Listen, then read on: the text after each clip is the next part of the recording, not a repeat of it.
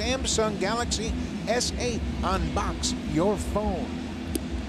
Anderson's been a real nice addition to this rotation at the back end of this season. Let's take a look at the lineup for the Tigers. In Kinsler, top of the order.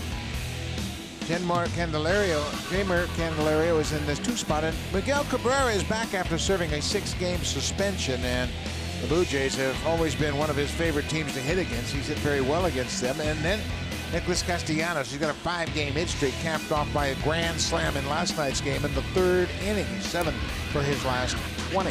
They're set to take on Brett Anderson, who will make his 6th career start against Detroit. 8th start of the season, 3rd for the Blue Jays after they signed him following his release from the Chicago Cubs. Signed by the Blue Jays on August the 14th to a minor league deal. He made a couple of starts for the Bisons down in AAA in Buffalo. Last time out, he threw 6 innings against the Baltimore Orioles. It only took him 59 pitches to throw those 6 innings.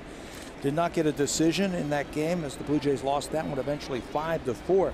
He's made 6 appearances, 5 starts versus the Tigers in his career. The last one, though, came as a member of the Oakland A's back in 2013. Ian Kinsler, the leadoff man, is set. Here's the first pitch of the game, and he cuts and fouls it off right at home plate.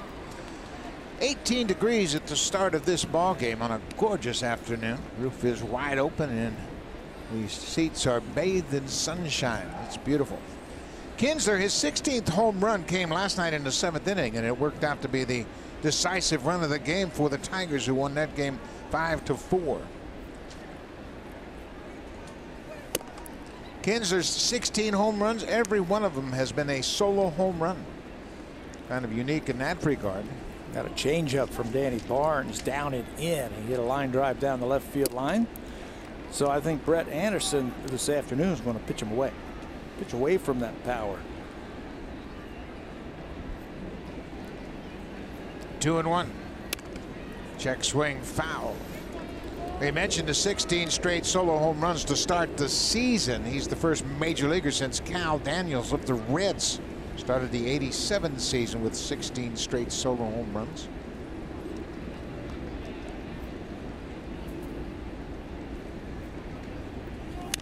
Breaking ball popped up. Smoked the first baseman, calling for it, still shuffling his feet, makes the catch. 1 out. Defensively, Teoscar Hernandez is in left field. Pilar's in center. Bautista's in right. Up the middle, it's Urania and Goins. Urania making his 4th start. He made 3 really nice plays in yesterday's game, all flawless. Jay's getting a chance to look at Urania at shortstop here in this month of September. He also has a chance to work with Luis Rivera and get a good feel for how fast the major league game is.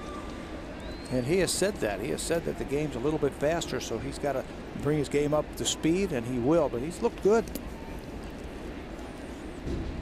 Ball is bounced in the dirt for ball 1. Urania is a natural shortstop, and he has looked very comfortable. He made a nice play ranging up the middle in last night's game. That came in the 9th inning. There's a base hit to right. Candelario slaps it past Smoke into right field. A 1-out single. Jamer Candelario, originally in the lineup, down in the lineup against Brett Anderson. He moved up into number 2 after Mikey Matuk was scratched. That's a high cutter away from him, and I think that's the approach that you have to have against Brett Anderson. He doesn't throw very hard, so you don't want to try and pull the ball. If you're the Blue Jays, you want them to try and roll over that ball right there instead of going with it. Here is Miguel Cabrera. We mentioned Cabrera just back from his 6-game suspension. That was as a result of that fight they had with the New York Yankees, and he has served his 6 days and he is back. Having an off season by his standards, 248, 14, and 57. One of the best hitters that we have seen come through the pike in the last several years. Terrific hitter. He's had his problems in this ballpark, though, in his career. He's just a 240 hitter here at Rogers Center with 6 home runs. That's not like him. Oh, for his last 14, he is the leader in batting average among active players. He has a career .317 batting average. That's the best among active players. He takes strike 2. Looks like Candelario's trying to draw a throw from Brett Anderson. He's getting a one-way lead over there at first base. A big lead of what you're trying to do is draw a throw so you can see his move. His first move, the runners, has been back to first base on every one of them. He was in between that time. Looked like he wanted to run, but he took a jump and then froze. Anderson's got a good move. He just hasn't shown it yet. That's right. And I think that's why he was out there, Candelario, trying to draw a throw to take a look at Brett Anderson's move. Brett's not going to show him his good one just yet. Cabrera fouls it into the seats.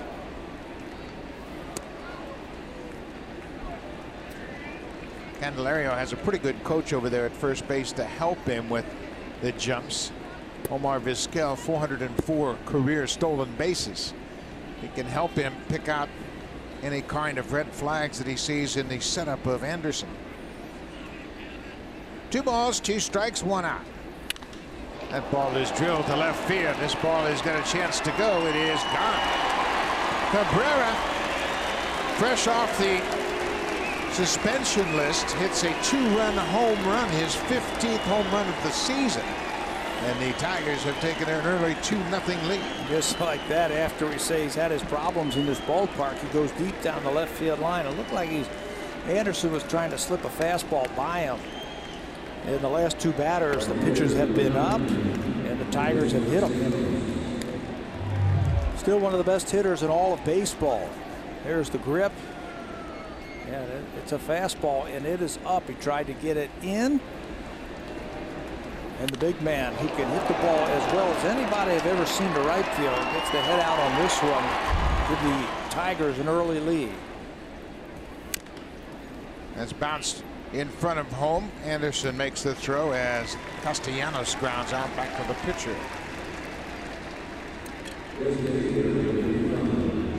We mentioned Miguel Cabrera is the active leader in batting average with a .317 average.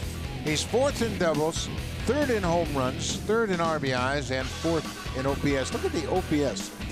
.949 for his career. And he came up at a very young age, 19, with the Marlins, and they put him right into it, and he hasn't stopped hitting since he first came up. This guy is a first ballot Hall of Famer for me. Easily the first ballot Hall of Famer. The numbers that we just saw from him right there, incredible. Triple crown in 2012 when he led the league in batting average at .330, hit 44 home runs and 139 ribbies.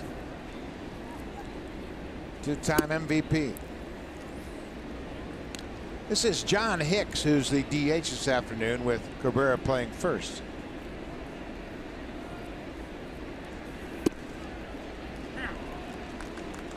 Two balls and a strike. Hicks was 1 for 4 in the game last night. He struck out twice. Anderson continues to work quickly. That's his MO. Work quickly, make good pitches, keep everybody engaged, keep the ball down. He'll get his share of ground balls when he's working in the lower parts of the strike zone. Breaking ball and gets away from Maley. That's a ball you have to block with 2 strikes. If the batter's swinging at that, he's going to reach base.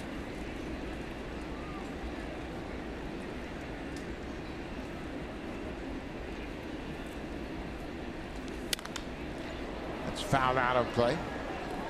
Anderson, we mentioned, making his 3rd start with the Blue Jays. He will turn 30 years old next February. He's a free agent at the end of this season.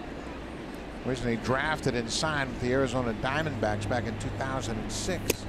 There's a high fastball for the strikeout. That ends the inning, but the Tigers get 2 runs on 2 hits. A 2-run home run by Miguel Cabrera. Fresh off a 6-game suspension. He didn't waste any time getting back into the swing of things.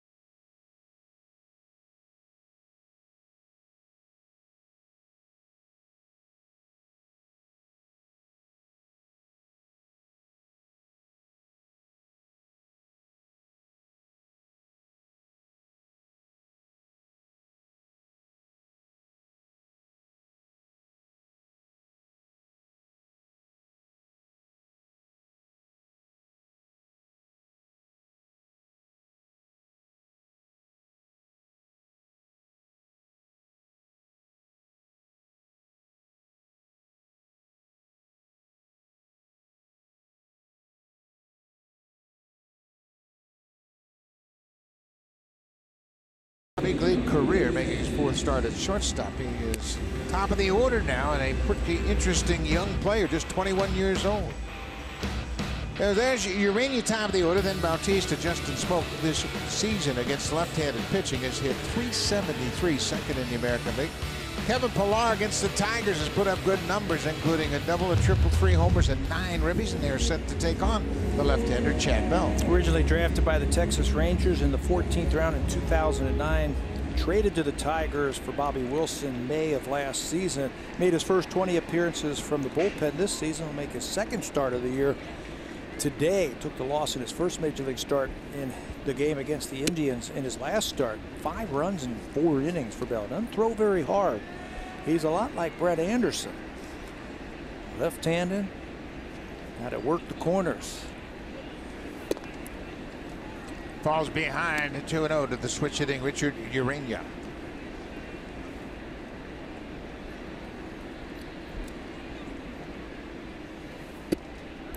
(3-0). Nothing close yet. Urania showing patience, something that he did not do a lot in the minor leagues. He was a pretty free swinger. He's already had a 3-walk game since he's come up to the big leagues. 4 straight balls, and Urania's aboard. Take a look at the defense for the Tigers. There have been some changes. Romine is in left field. Jones in center. Castellano in right. Machado and Kinsler up the middle, and the big guy is back at first base, Miguel Cabrera. Yeah, I got to show him after he missed those last 6 games, serving in the suspensions for what happened with the Yankees earlier this season, back in August. So Cabrera takes his spot over at first base and gets the start today, and he's already contributed to this team with a home run. Jose Bautista had a good night last night. He was 2 for 3 with a walk, a double, a home run. He actually reached base all 4 times. He struck out and reached on a pass ball. Jose with 22 home runs, 330 home runs for his career. He likes what he sees from the Detroit Tigers in his career. Right now he is measuring Chad Bell to try to look for something on the inner half and see if he can hit one to left field.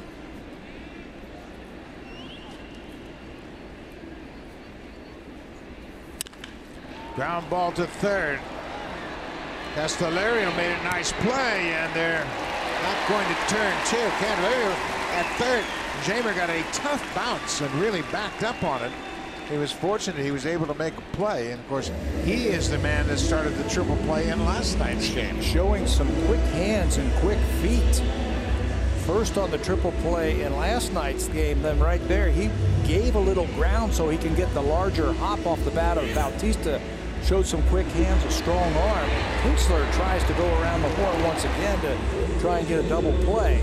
But Bautista beats it, and the Tigers are not going to take a look at it. But Candelario has shown that he can play Major League third base. He is quick down there. He's very quick, and Kinsler's equally quick turning too. Bautista's safe on the fielder's choice. Justin Smoke, we mentioned his .373 average against left-handed pitchers this season. That's the 2nd best in the American League.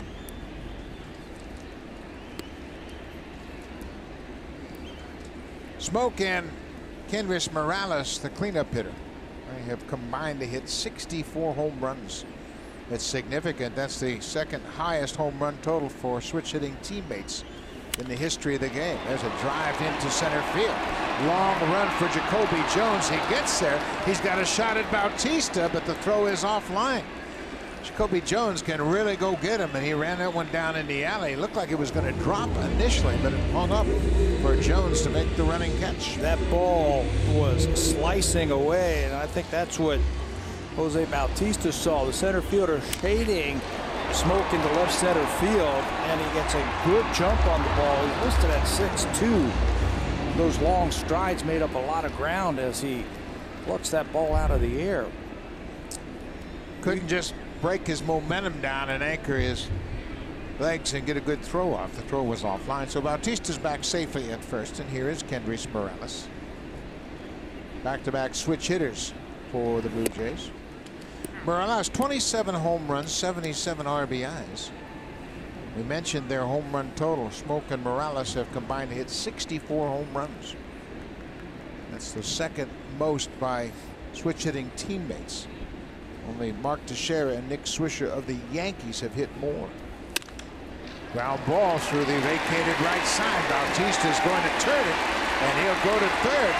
Good base running by Bautista. That ball really died in the outfield. Wasn't hit that hard, but nobody was there. They were playing him in the shift. And if you're going to play him in the shift and pitch him away, this is what's going to happen. Good hitters are going to take advantage of that. They're going to hold Bautista on at first base. There's nobody on the right side. He throws a pitch down and away. Good hitters just going to stick the bat out there and roll it through. Bautista gets a good read on that ball, just dies in the outfield. So he can go first to third on that single to right field from Morales. I think if you're going to play him in the shift, you got to pitch him in so he rolls over and hits the ground ball to the left side of the infield. Yeah, especially if you throw fastballs away. That's almost a give me base hit for Morales. First and third, 2 outs. Here's Kevin Pillar. Takes the first pitch strike. We mentioned Pillar's great numbers against the Tigers for his career. He's hit .328 against Detroit, including 3 home runs and 9 RBIs.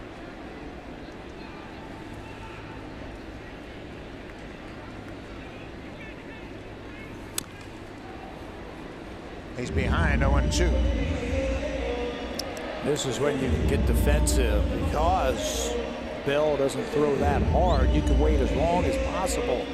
Now with 2 strikes, the worst thing you can do, I think, against a left-hander who likes the breaking ball and likes the off-speed pitches to commit early. I think you got to wait back as long as possible and see the ball out of his hand.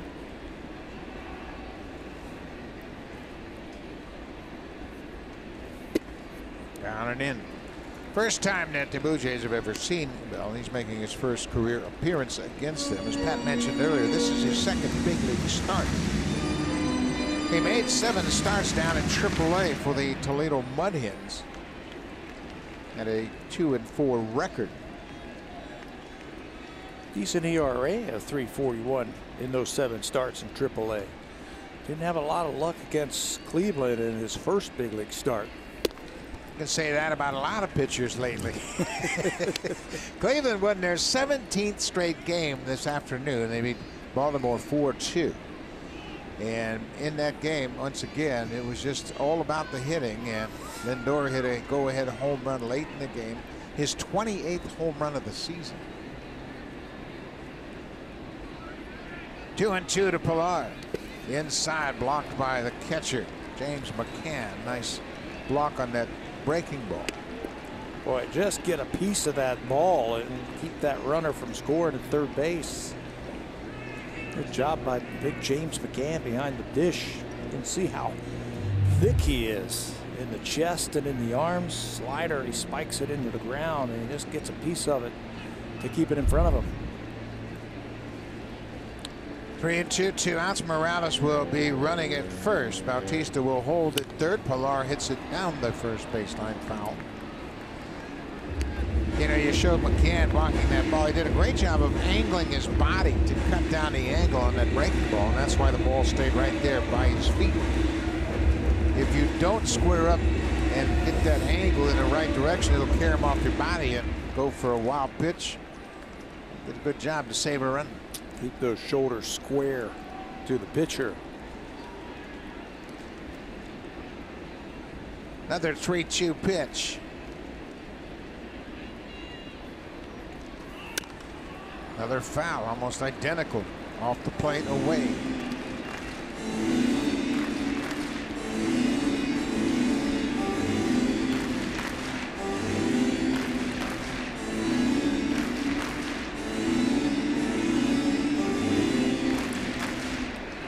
Kevin Pillar has hit safely in 16 of his last 20 games. Now he's starting to come on here late in the season. Another 3-2 pitch. Another foul. That time an off-speed pitch. Pillar looks comfortable at the plate. He looks like he did when the season started. Slowing the game down just a little bit more. See, his numbers of his last 12 games includes 4 doubles, a home run, and 5 ribbies. His season average is 253. Morales getting his road work in over at first. There he goes again. Another foul. 2 to the right, 2 to the left, and Kendris just sprints in. That's 4. 4 30-yard sprints. And a walk back. That's okay. Now score on a double.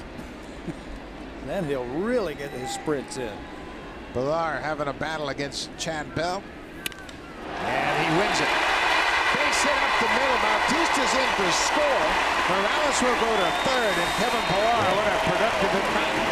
Fouling off pitch after pitch, kept it alive and worked Bell for an RBI single. The longer the at-bat goes, I think the advantage goes to the hitter. You start to see everything that he has to offer. You saw the fastballs away, cutters in, sliders in. Every time he reaches for that ball, looked like it was away from him, and he stayed right with it. It's a changeup down and away. There's the 3-finger changeup down and away. He stays on it, hits it solidly back through the middle, and with Morales running on the pitch, he can go first to third. 10-pitch at bat. Results in an RBI single for Pilar, his 39th ribby of the season. So Morales is at third, a run in now. It's a 2-1 ball game.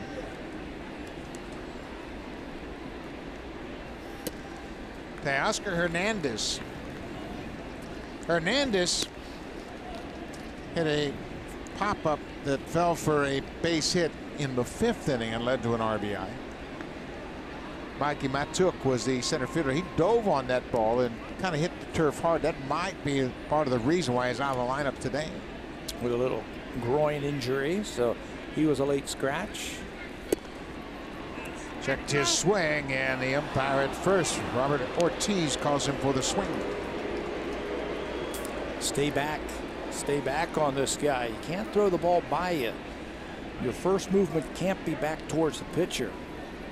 You saw how Pilar was staying back, especially with 2 strikes. He fouled off a couple of balls to right field, a couple down the left field line, and then hit that changeup back through the middle. Same approach.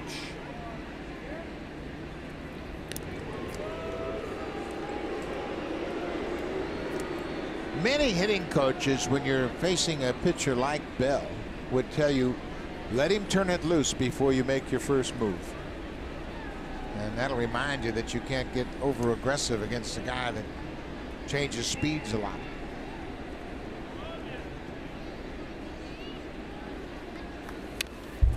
Good swing there as Hernandez fouls it back. It's a ball and 2 strikes.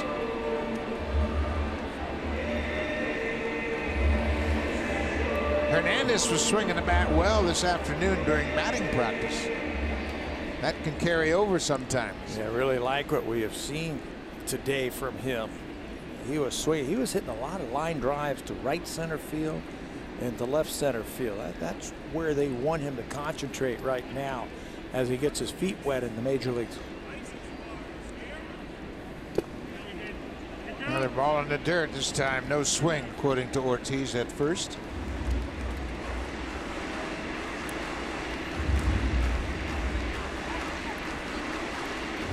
Two and two, a run in here for the Blue Jays.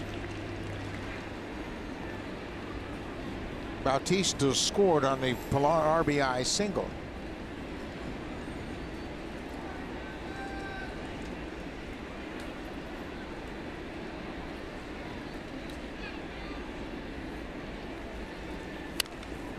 Another off-speed pitch. I think the hitters now know you just have to look soft against Bell. Can't throw it by you. See it before you stride and then let it fly.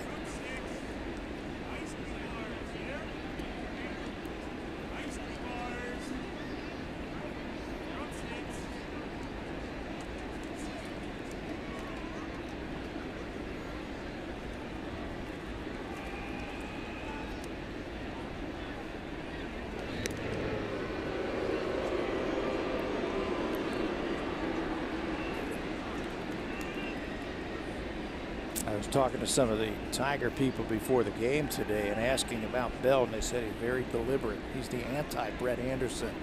Works very slow, he's very deliberate, especially when there are runners on base. He will take his time. This will be pitch number 27 here in the first inning. Another ball in the dirt. McCann has been tested early in this ball game this afternoon. A couple of breaking balls in the dirt. Now he's going to go out and have a little visit with his pitcher. It's another 3-2 count. Pilar's the runner at first. He'll be moving on the pitch. There are 2 outs. Morales is at third. Tigers not electing to hold Pilar on at first base. We're going to give him a couple of extra steps on this 3-2 pitch.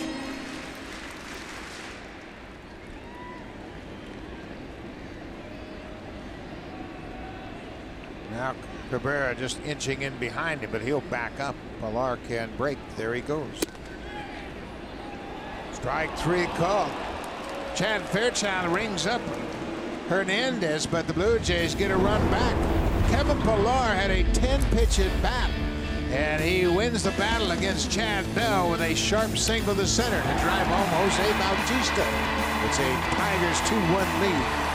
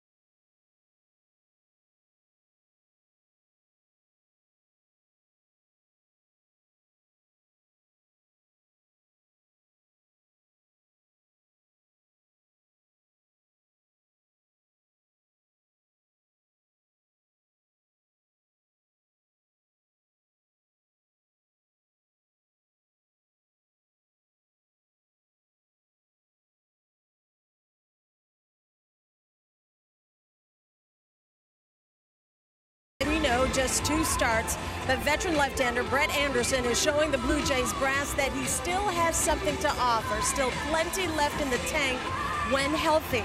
Ahead of this afternoon's start, Anderson told me that this is the best he has felt physically or mentally going into starts since 2015. He told me he's getting himself into a rhythm during ball games. He's really efficient, and he's getting quick outs. Manager John Gibbons said Anderson reminds him a lot of Mark Burley. Works quickly, throws strikes, induces ground balls, a crafty veteran that pitches to contact, reads bats, reads swings well, and then he's able to make quick adjustments. Having managed Burley, Buck, Gibbons told me he has a greater appreciation for what Anderson has done in a Blue Jays uniform. Yeah, he's been impressive, Hazel. As you mentioned, this is just his 3rd start, but he does a lot of things that will impress you, like throwing first pitch strikes and working very quickly. His teammates have complimented him on pace of game. He really gets the rock and fires it. You know what he and Burley are? They're baseball players. They get it, right? He understands it, and you and I were talking to him in the dugout in Boston this past week about working quickly and what that does for infielders. He says, my infielders, I think it's important that I work quickly to keep them engaged. And if I'm throwing strikes, I'm going to get a lot of ground ball outs. So I want my guys, you know, into the game. Yeah, and you know what? By throwing a lot of strikes, every ball is potentially put into plate. And he controlled that at bat as he gets McCann to ground out to second base. 4 out. Let's check in with Jamie Campbell.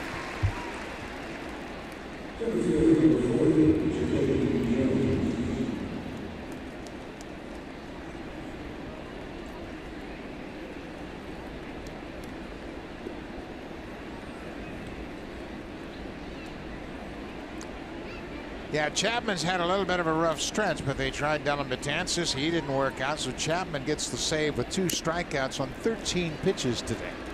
And that's an important call for the Yankees as they got a terrific start from Luis Severino. 7 innings of 1 hit ball. He walked 3 and struck out 10. David Robertson cleaned it up in the 8th inning, turned it over to Chapman in the 9th, and they won that game 3-1 down in Texas. I think they got to sort out the bullpen the last 3 weeks of the season. I mean, it looks like the Yankees have a chance to get into the playoffs, a really good chance. But if you got question marks in your bullpen, that's not good. Chapman's their guy. They're paying a lot of money to be the guy. Yeah. So let him be the guy. That's what he's there for. Just commit to him and turn those situations over. This is Jacoby Jones. He made that nice running catch in the outfield. Take a hit away from Smoke. Brett Anderson reaches in, fires to first in time. Jones can run a little bit, but he's out.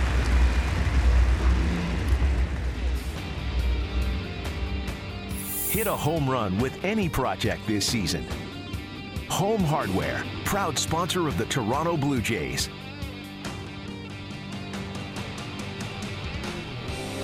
Beautiful afternoon here in Toronto as people are enjoying this great weather. It's a little cool, but a beautiful day. It's 18 degrees here in Toronto. This is Andrew Romine. He was not in the original lineup. He was added after Mikey Matuk was scratched from the original lineup. Romine played left field in last night's game and went 0 for 4. One of those was that great play we showed in the opening with Richard Urania taking the ball away from him. Looked like a line drive right back through the middle, and Urania got to it, took his time, a little 360 spin, and fires to first base to get him.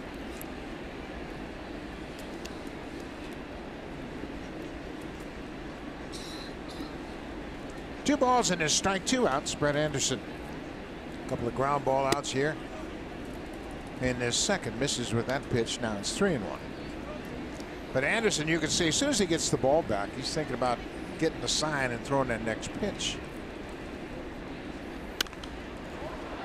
You know what? It's really unsettling to a hitter when you see a pitcher standing out there and he's got to wait on the hitter to get in the box. To me, that message says that the pitcher feels pretty good about what he's doing out there. It feels like a full court press in basketball. They're always in your face. Baltimore, his last starts, tried to step out and upset his rhythm and timing on the mound. Says that doesn't bother me. He's been around long enough to know that teams are going to try and do that. Not going to let that bother him.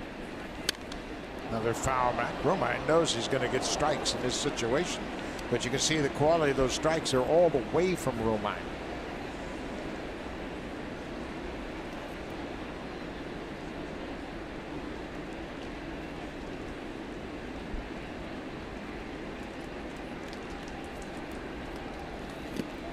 Breaking ball, he strikes him out. Maley will go to first to complete the strikeout. 3 up, 3 down for Brett Anderson. He's retired 5 in a row since the Cabrera home run.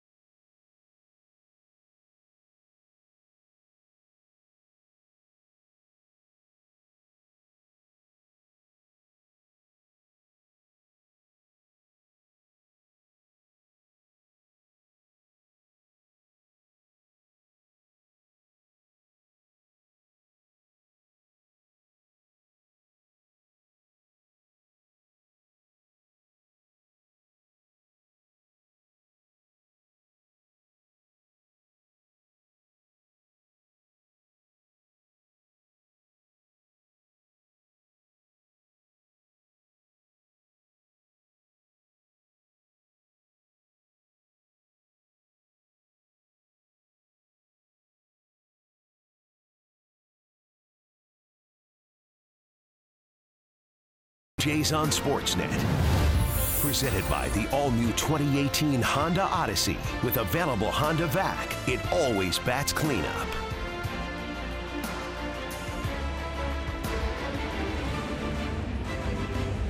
Another good crowd here at Rogers Center. Over 31,000 here last night for the opener of this 3-game series. The Baltimore Orioles will be here Monday, Tuesday, and Wednesday. So if you had watching a Blue Jays game at Rogers Center on your bucket list, you better hurry. Time is running out. This is Darwin Barney back at third base. Josh Donaldson continues to deal with an illness. This ball's going to drop. Barney with the leadoff single. We mentioned you should come out to Rogers Center because you never know what might happen. You come out here on a gorgeous afternoon and watch this youngster. Dad gave him a foul ball he had just caught, and look at the expression on his face. Oh, I can't believe it. I'm here with my pops and I got a baseball and it can't get any better than this. He can't wipe that smile off of his face, can he? That's awesome. That's great. That's what baseball is all about. And it truly is a family sport. Everybody can enjoy it. And youngsters like that, when they come here, they have lifelong memories. Darwin Barney with the leadoff single. Going shows bunt, pulls the bat back.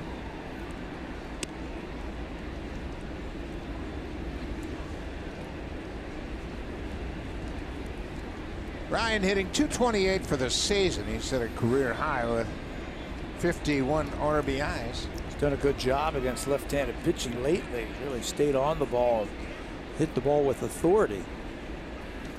They are playing him, at least in left field. Romine shallow, and they feel like he's not going to pull the left-hander. They feel like he's going to slice the ball down the left field line. So Romine, you can see him there in your picture, guarding the line, and he's shallow. Yeah, he is pretty shallow. Goins hitting .241 against lefty pitching this season.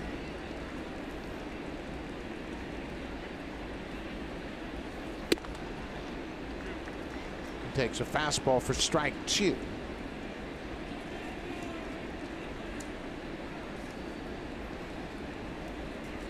Big numbers over the last 17 games for Ryan. He's getting play every single day, either at shortstop or second.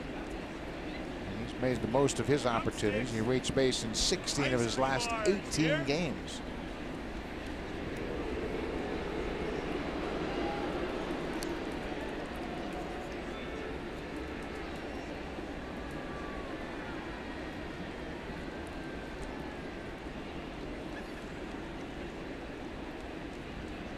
Detroit leads it early 2-1. No one's got a piece of it. Miguel Cabrera had a home run in his first at bat on Brett Anderson to make it a 2-0 game. The Blue Jays got one back in the bottom of the first. That's where we sit right now after that leadoff hit by Barney. Barney was bluffing over there at third base. You can see he's got that conversation going with Tim Leeper about the move, what it looks like from the pitcher, if they want to try and start the runner with 2 strikes. He bluffed last time to try and draw a throw. Outside. 2 balls and 2 strikes. I tell you, these long extended at bats right now by the Blue Jays, they're going to be getting into that bullpen early today. Bell has thrown 35 pitches and he doesn't have an out here in the second.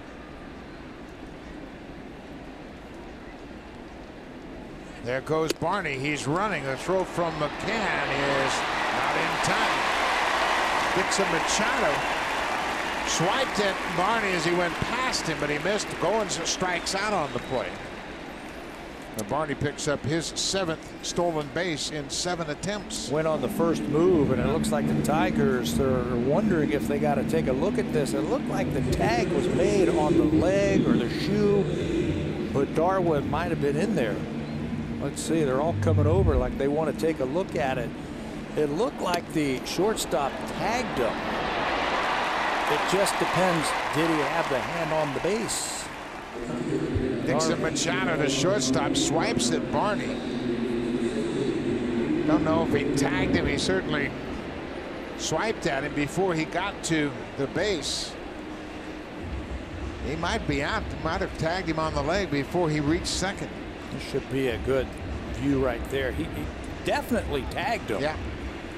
The question now is whether or not Barney was already at second when the tag was made. Alfonso Marquez in the center of your picture. He's the crew chief. Derwin Danley made the call at second. So the Tigers feel like there was a tag, and they have a decision already. And indeed, he is out.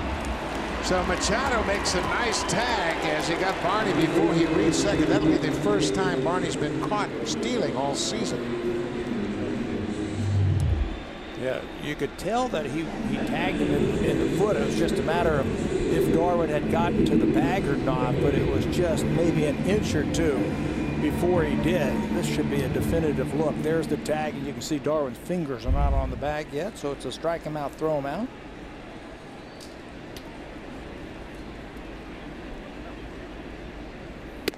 Luke Maile, the catcher, batting in the ninth spot.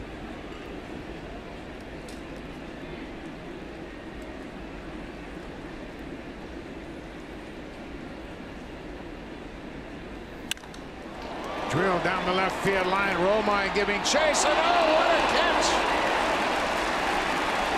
Romine got a big smile on his face. He just took an extra base hit away from Luke Maile. A terrific catch. He laid out. That ball was past him. It's 2 for sure, maybe 3. But Romine, with a terrific effort, takes a hit away from Luke Maile and supports his pitcher, Chad Bell. The Tigers still have that 2-1 lead.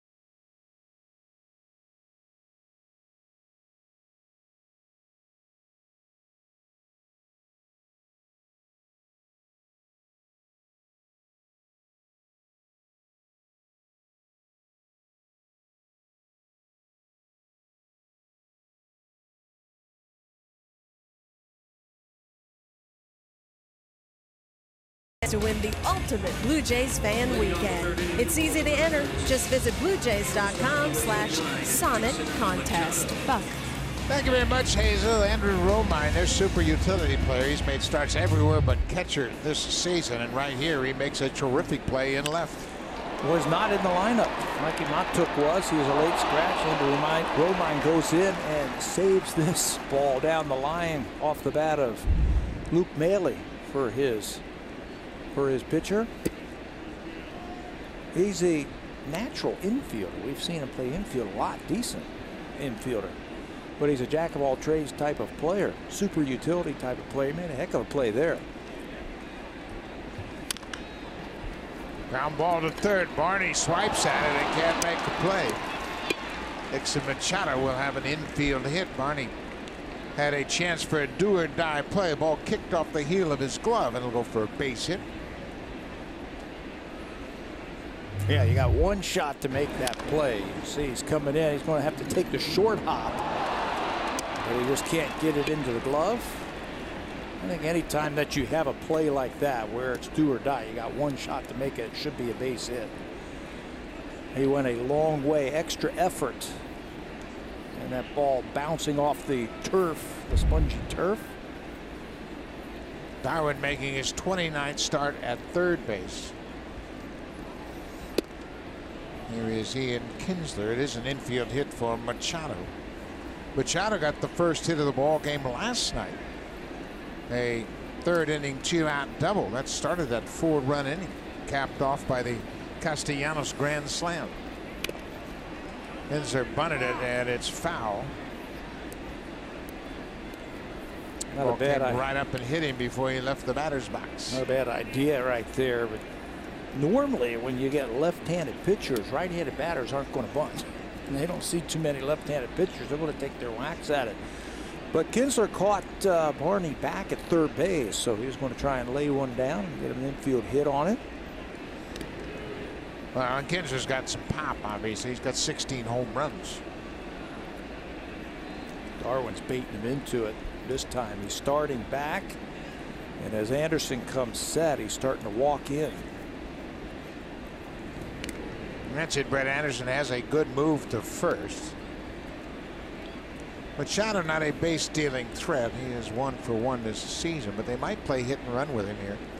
They've got a 2-1 lead.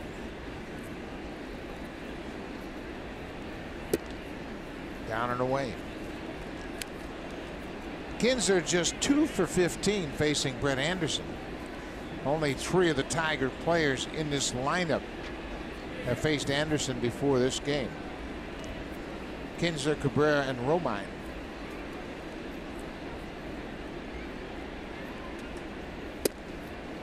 He's trying to draw a throw over there at first base, isn't he? Trying to find that A move. Look at all those pitches that Anderson's throwing right away from Kinsler, staying away from him. He was dancing off there last time. Another pitch away. 3-2. They might start to runner here. Yeah. Kinsler can put the bat on the ball. Yeah, you got to believe he's going to take off here. You treat it like it's a hit and run. Not running. Driven to right. Bautista is there. He gives ground and makes the pitch. 1 away.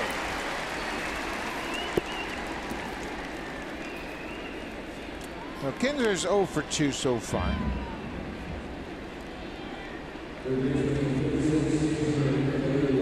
That'll bring Jeimer Candelario, the third baseman, to the plate. He got a base hit to right field. Took that outside pitch from Brett Anderson and hit it past Smoke into right. Boy, Anderson does a good job of mixing up his rhythm from the set position. That time he went so quickly, the base runner to first barely got a lead. Now let's see if he gives him the good move.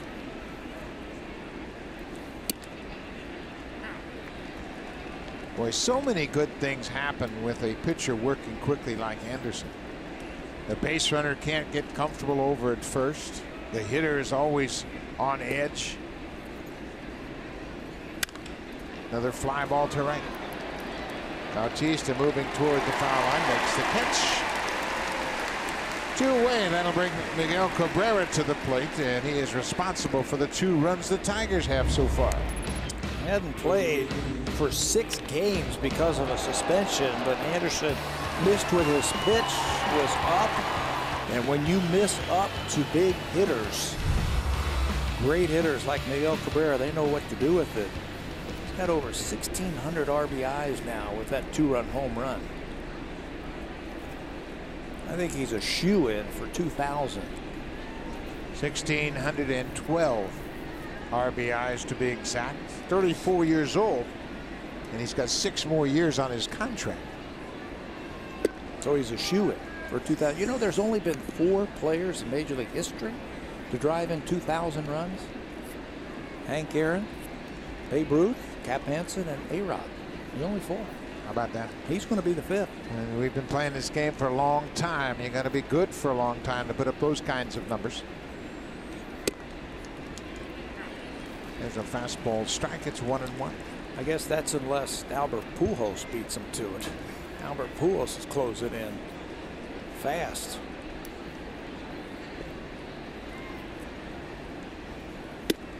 Up and away for ball 2. Pujols, he's got 1,911 RBIs. He's got the best shot, obviously. He's got one of the sweetest swings going that way to right field.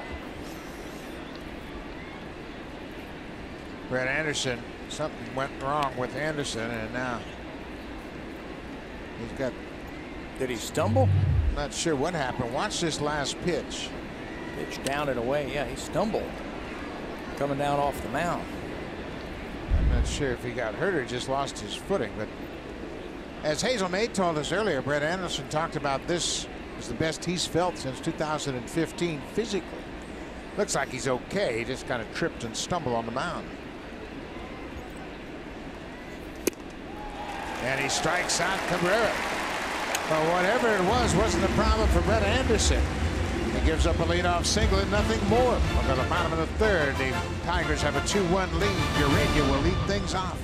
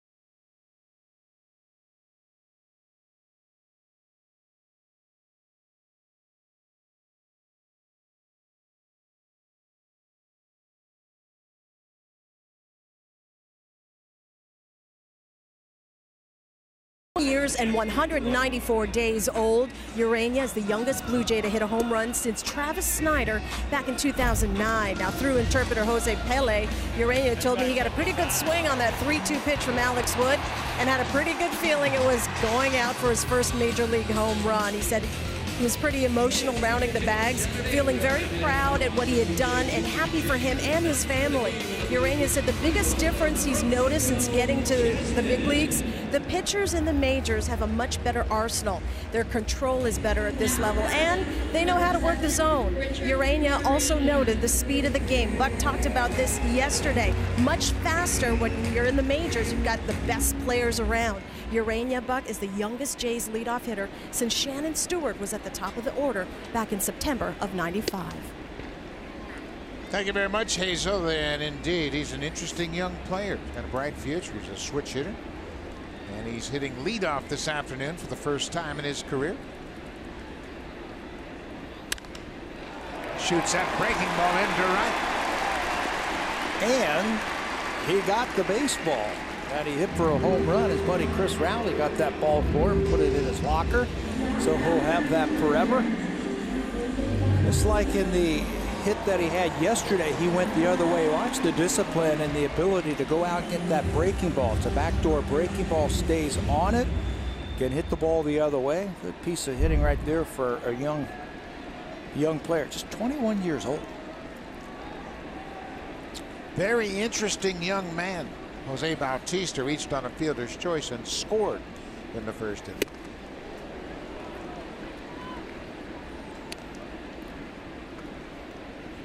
Bautista hit a sharp bouncing ball to third. They were able to force Urania at second, but they couldn't turn two.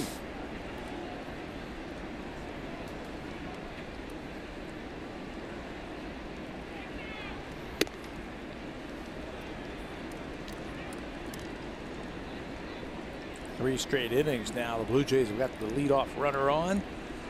They get Chad Bell in that stretch position right away.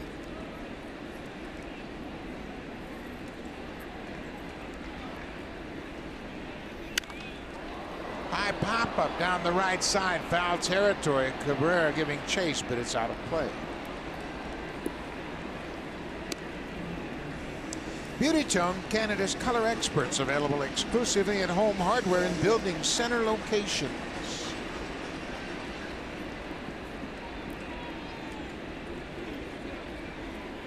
Jose now 36 years old. He'll turn 37 on October 19th. He's in his 10th season with the Blue Jays, 14th big league season. He's hit 287 home runs with the Blue Jays. His home run last night was his 330th career home run. And his career really took off in 2010 when he won his first of 2 home run titles.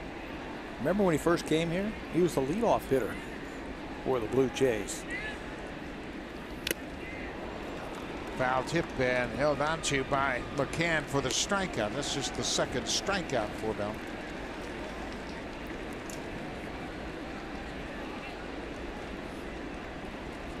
So 1 out now for Smoke. That looks like an elevated four-seamer. Just fouled into the glove for the 3rd strikeout this afternoon from Bell. Yeah, Jose was a leadoff hitter, and he started hitting all those home runs. They said, hey, we better start moving him down in the lineup so these home runs start counting for more than just 1 run. Justin Smoke takes a strike. It's interesting how the Tigers defense is set up in the outfield. Jacoby Jones is still playing Smoke to the pull side. And last time, Justin drove one into the alley in right center. He is playing a deep center field, too. For a guy who can run, you usually like to have him a little shallower to take away that base hit, that line drive up the middle. Or you stop that guy from going first to third on a single to center field. And he is deep out there. No doubt to cut off a ball for extra bases. Outside, 1-1 count on Smoke.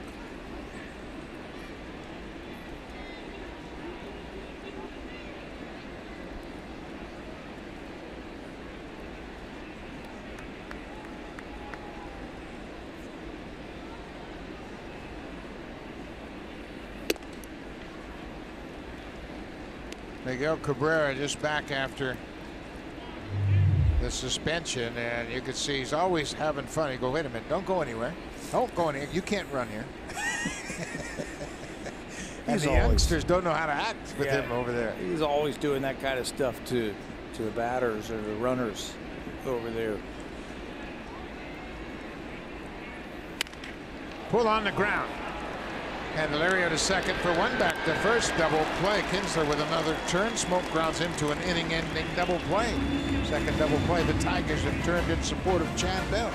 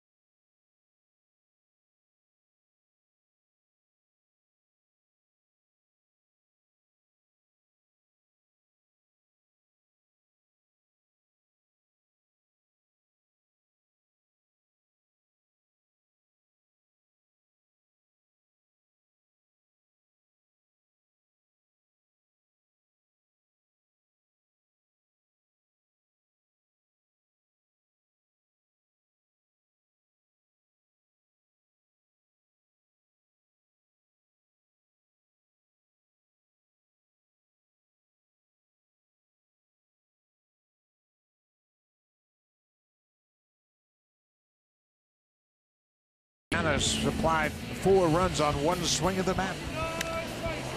First pitch swinging, and he drives this ball. Pilar doesn't see it initially, but it doesn't matter. It's going to end up over the wall for a grand slam home run. He's playing right field for the month of September. They got to see if he can play out there, he's going to play somewhere because his bat really plays. He's got some power. He's got 21 home runs now and 84 driven in, 26 doubles for Castellanos. It looks like they can put him in the outfield. He leads the league with 10 triples. And he's got a unique combination of power and speed. 84 RBIs. A career high that tops his 15 season. He had 73 RBIs in 2015. He's had 44 at-bats with the bases loaded in his career, and his slugging percentage is .727. Only Manny Machado, Mike Trout, and Yoenis Cespedes have higher slugging percentages in their career with the bases loaded. So his bat plays, and it plays like a right fielder. I mean, he looks like a right fielder, big and strong. This is just his second start in right field, his 11th game in the outfield overall. He gets a base hit. Soft line drive into left center. Castellanos aboard. He has now hit in 11 of his last 12 games.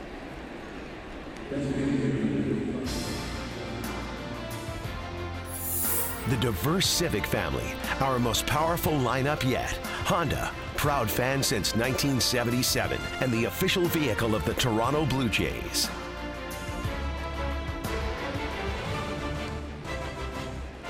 Brett Anderson gives up a leadoff single to Castellanos. Now here's Hicks. He bunts it up in the air. That's going to be back out of play. I wonder, excuse me, Buck, if he did that on his own or if he got a sign for that. Dave Clark, the third base coach, is coming down saying, hey, big guy, you can hit the ball out of the ballpark. Why are you bunting? Yeah, lefty pitcher on the mound. You got a little power. And he swings, and Urania makes a nice play on the backhand. And look at that double play. Wow. Goins got tangled up with his footwork. Didn't get much on the throw, but he had enough time to get it over to first for the double play. Well, the ball was hit so hard by Hicks, first of all, that they had time. Urania with a nice little throw. Watch how he takes his time. The shortstop on the one hopper makes a good throw to Goins, and then Bryant gets the ball over to first base to complete a nifty double play. Well, the throw from Urania was right on the money to Goins, and then Goins got it to first in plenty of time for the double play. This is just the second game that these two have played together in these positions, shortstop and second base. They look pretty good right there.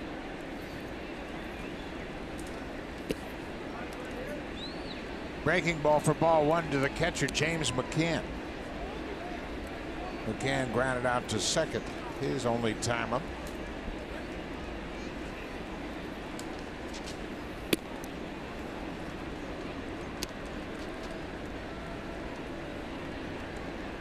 McCann's been swinging the bat lately pretty well. Over his last 40 games, he's carried a .326 batting average. Pretty good for this time of the year for a catcher. He's 27 years old.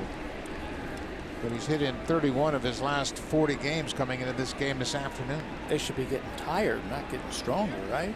This time of the year. You know what? It's really a challenge physically, but the challenge, I think, is more mental. Especially when you're in situations like the Blue Jays and the Tigers. That's a called swing on McCann. Where you're playing for yourself. You're trying to win as many games as possible, but you don't really have a chance to get into the playoffs. Breaking ball hit high in the air to right, not that deep. Bautista is there, and McCann's retired. Castellanos got a base hit to start the inning, and then John Hicks hit a sharp one-hopper to the shortstop, Richard Urania. Goins turns it very well at second for the double play.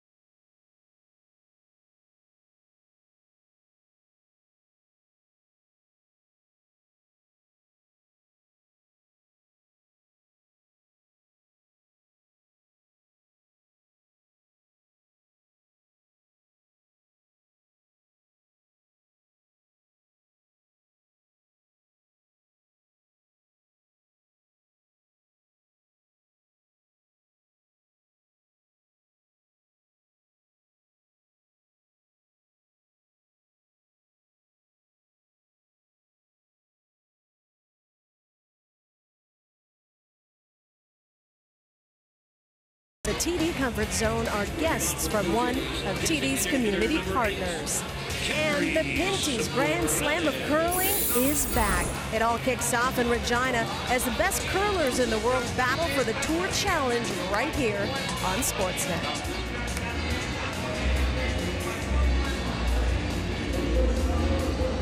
Brett Anderson, the starting pitcher, he's been around the block. He knows what pitchers need. They need some good defense, and Urania started that terrific double play.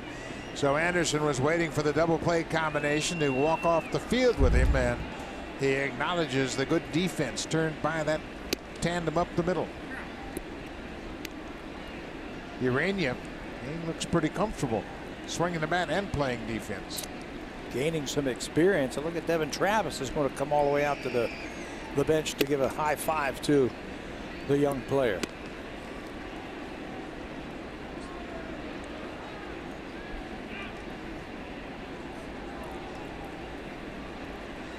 Kendrys Morales had a single through the right side of the infield last time up, and because of that single, Ian Kinsler has moved back to the first base side of the diamond. There were 3 defenders on the third base side of second the first time he was up, and he just poked one through the right side of the infield. So now a healthier cut now that the defense is straightened out.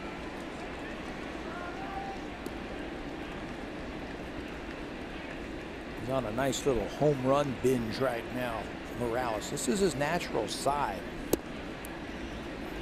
Right-handed. He's got 9 extra base hits and 17 RBIs over his last 13 games coming into this game. Remember, he was sick for a while too, and I think that zapped him of his strength. Same thing Donaldson is dealing with right now. Morales takes a leadoff walk to start the bottom of the 4th. Another leadoff runner on base. 4 straight innings the Blue Jays have had their leadoff man aboard. Tigers have a 2-1 lead. Hits are even at 4 apiece. You know, sooner or later, you start walking that leadoff batter, or he keeps getting on. Sooner or later, the Blue Jays are going to figure it out and start bringing that run around. Kevin Pillar. Kevin had a terrific at bat in the first inning. He had a 10-pitch at bat that resulted in an RBI single. He had some tough 3-2 pitches that he kept fouling off. Finally got one he hammered into center. This is down the left field line, but that's going to hook into the seats out of play. There was a fan down there with the glove. It looked like he had a chance to make the play. But there's not a lot of room down there. You got to be careful that the ball isn't in fair territory. Yeah, and this is really dangerous when you have a fan that has a glove and everybody thinks he's going to catch it, and then he swings and misses. He's blocking everybody's view behind him, and then he whiffed on it. Well, he's got a glove. He'll catch it. And that guy behind him, he's the one that's in trouble. 0-2. Bounced up the middle, off the glove of Bell, and everybody's going to be safe. I don't know if that was going to be a double play ball, but they probably would have got the force out at second for sure. But Bell tipped it, and all hands are safe. Yeah, thank you. That's going to be an infield hit for Pillar. He lets that ball go, and your natural reaction is to go after it. But watch where the shortstop is. He's going to come in and make that play. You're right. They'll get that lead runner for sure, maybe 2. If they get nobody after he messes that ball up and misses it. Dixon Machado, the shortstop, did a good thing, because after Bell was going after the ball, Machado was hollering, hold it, hold it, hold it. Don't throw it away now. We don't have any play, and he was hollering to the pitcher, just hold on to it. So now it's first and second, nobody out, and here's Teoscar Hernandez. He was called out on strikes his first time up.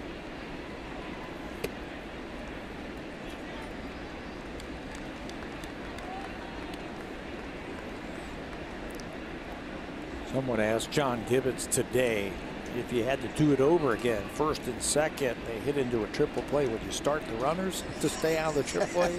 No, I can't do that. No. How about that? Then you hit into a liner and you get a triple play anyway. You still get a triple play anyway. This is the same situation that happened yesterday. First and second, nobody out.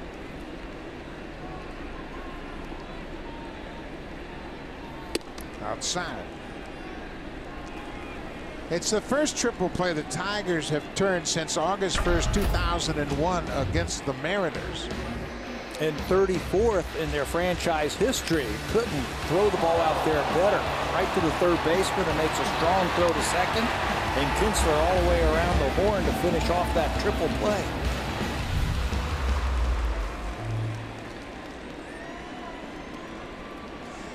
Two balls and no strikes. The Tigers, with that triple play, they also had a grand slam. Only the third time that has happened in Major League history. The Blue Jays were involved in that type of game back in 1979. Rico Carty hit a grand slam and the Blue Jays turned a triple play. The only other time it happened, the Mets against San Diego in 2002. 3-0 to Hernandez. He cuts on that 3-0 pitch. Kinsler will go to second. They'll get one, and that's all they'll get. They gave Hernandez the green light, 3-0, and he hits the grounder to second. Fielder's choice. Pilar is out. Morales is the third. You know, I like that because, hey, let's see what you can do. You're probably going to get a cookie right here from the left-handed pitcher. Let's see what Teoscar Hernandez could do. And he aggressively hit the ball. It hit off the end of the bat. It wasn't a real good pitch to swing at. 3-0.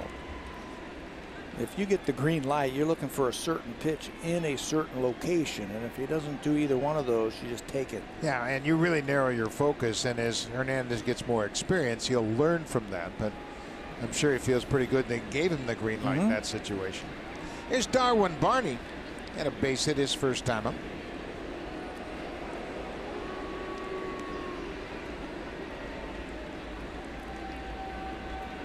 Barney was caught stealing, but it took a video review to get him out. He was called safe on the field, and the call was overturned on the video review. It was a strike him out, throw him out double play with Goins.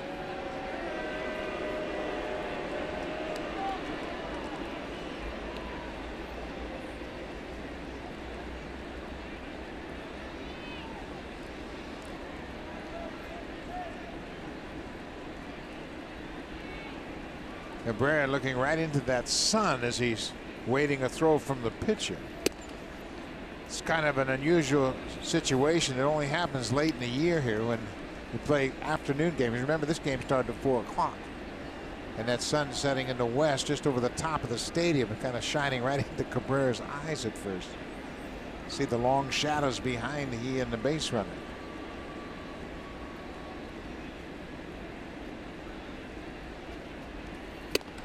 Barney with a big cut. It's 0-2.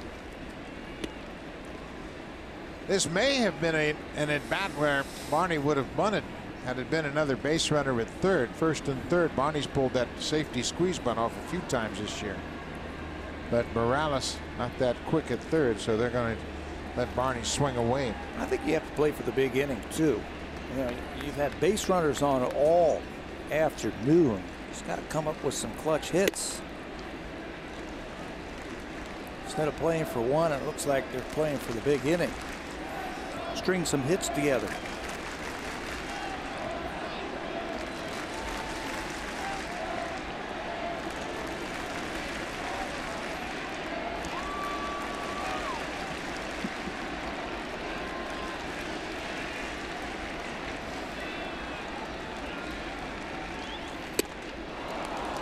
Barney swings and misses and strikes out. That's 4 strikeouts for Bell. And it comes at a tough time. Pitch that is down and in. The super slow-mo replay is powered by the Samsung QLED, the next innovation in TV. Now the Blue Jays have to come up with a 2-out base hit to score that run. And again, another inning that started off nicely for him. Walk, infield hit. Now they have 2 runners on, but 2 out. Ryan Goins. He struck out his first time up. This is where Ryan has really taken advantage of his opportunities with runners in scoring position this season.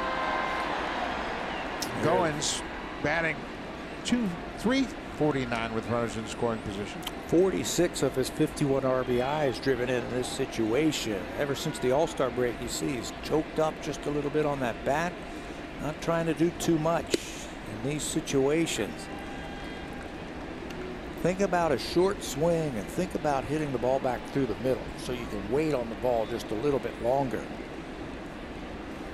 He hasn't had a lot of two-out RBIs where he has pulled the ball to right field. A lot of them go right back through the middle or right over the shortstop's head.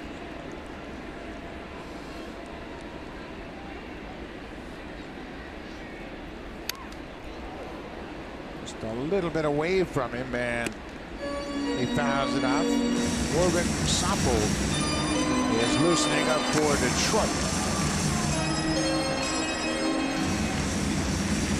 Sampo from Australia has always been with the Tigers, signed in 2012.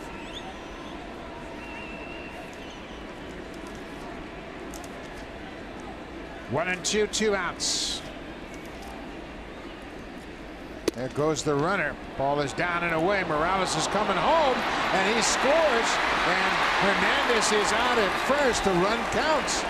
So Kendrys Morales will be credited with a steal of home as the Tigers try to get Hernandez, who did a good job of stopping before they could tag him, got into a rundown, and all the while, watch Morales coming down from third. Reading that catcher, as soon as he lifts that arm up, you take off. And Hernandez gets into the line long enough, and the Blue Jays tie it up.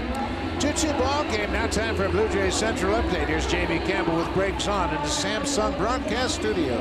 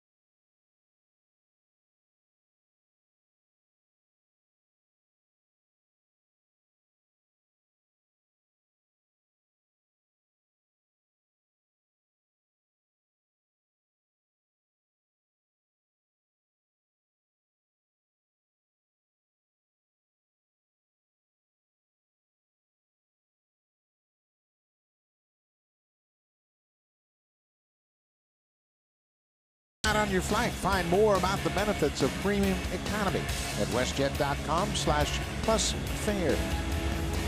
Packed house at the WestJet flight deck this afternoon on a beautiful afternoon.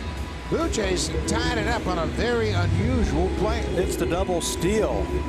Oscar Hernandez takes off, and then he's looking in to see what the catcher's doing.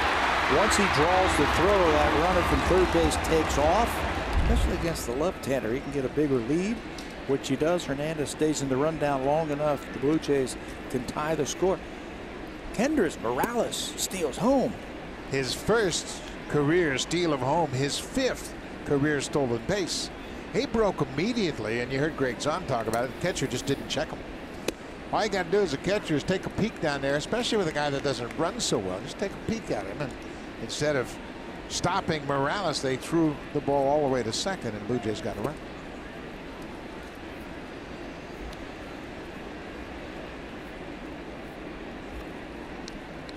Jacoby Jones, center fielder, now with a 3-1 count.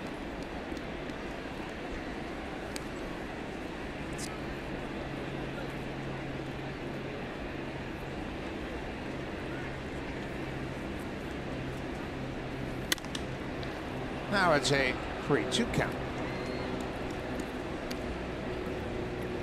Jones, you see him wearing that face flap, additional protection on his helmet. He was hitting it in the face back in May on a pitch ball, and he has worn that since. And here Anderson gets him with another curveball. 4 strikeouts for Brett.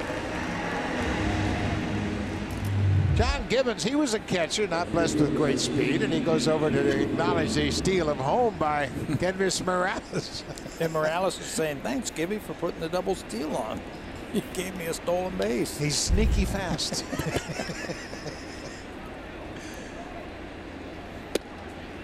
Anderson pitching in a 2-2 game now. Throws a first pitch strike to Andrew Romine.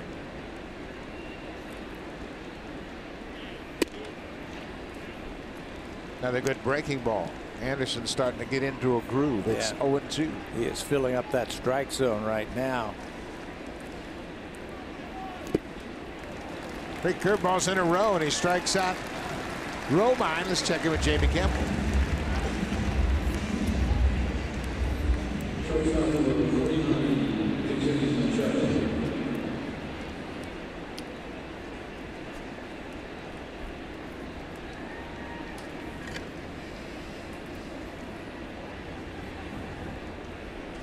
The Brewers won last night 2-0. Ryan Braun hit a 2-run home run, the only scoring in that game. And how about Corey Knebel? He was throwing 100 last night in the 9th inning and using that great breaking ball. And I tell you what, the Brewers aren't going to go away anytime soon. They're right there on the heels. Yeah, making it tough on the Cubbies. Mike Montgomery, 4 walks in 2+ innings. Ball is hit high and deep to center. Pilar back at the wall, jumps and makes a terrific catch.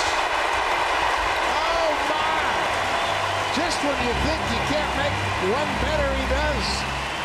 That ball looked like it had a chance to get out of here, but he played it perfectly, timed his jump to perfection.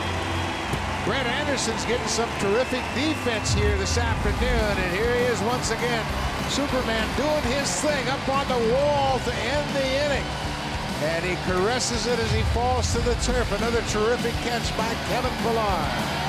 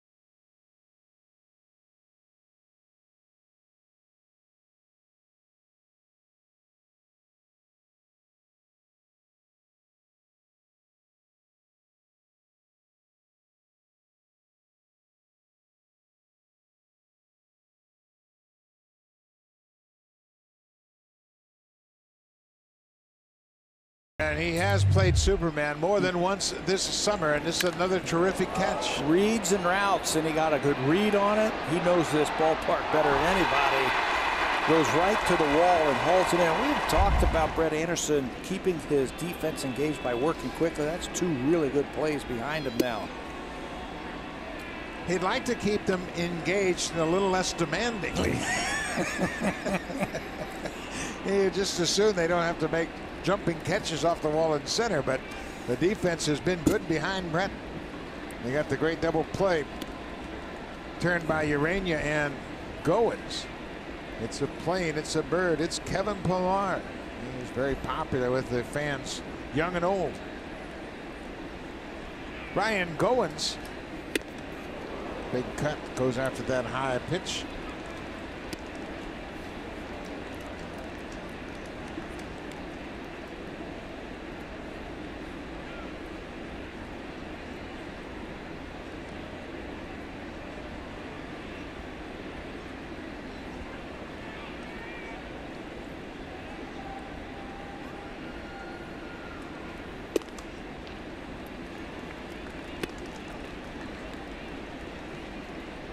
The ruling on the field about the stolen base has been reversed. They say Morales scores on the throw to second, and they don't give him credit for a stolen base.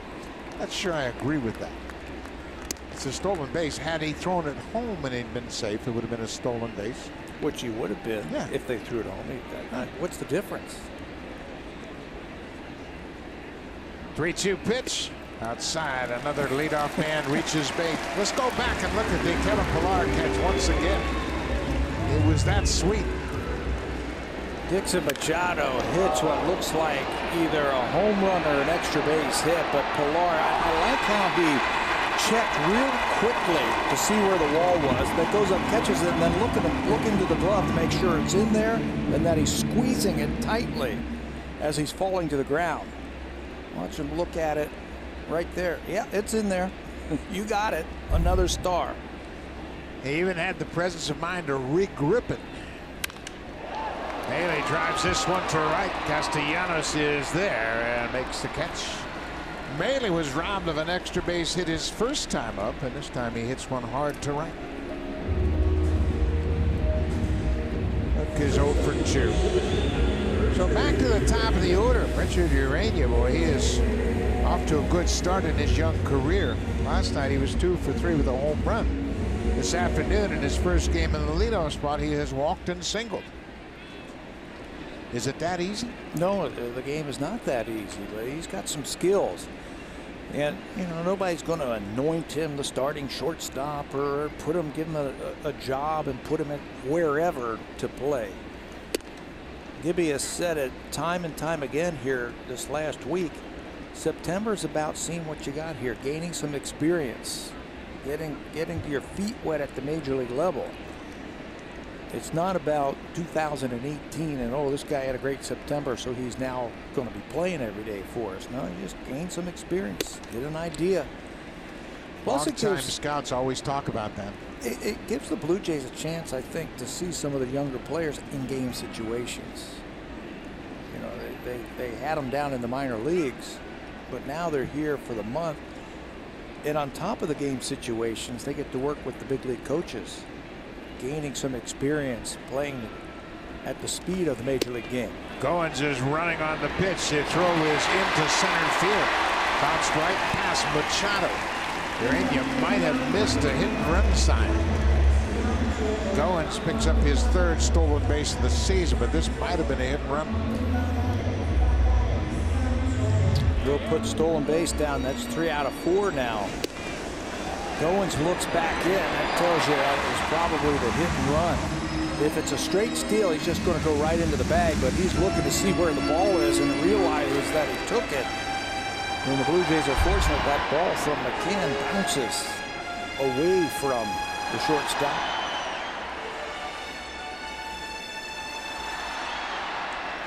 So the Blue Jays have been caught twice stealing, and now they have a stolen base.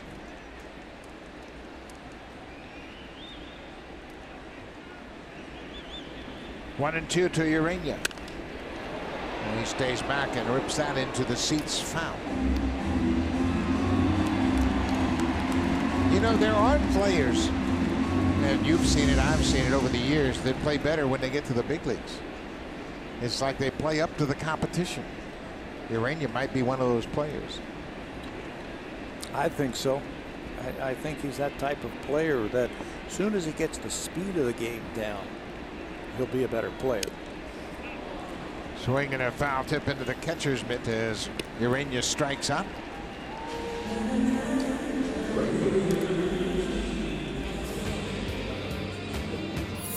This 4K broadcast is brought to you by Samsung QLED TV.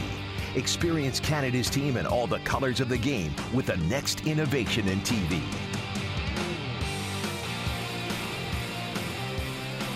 2-2 ball game. We're in the bottom of the 5th inning. Ryan Goins is at second base, and Jose Bautista is batting. He is 0 for 2 so far.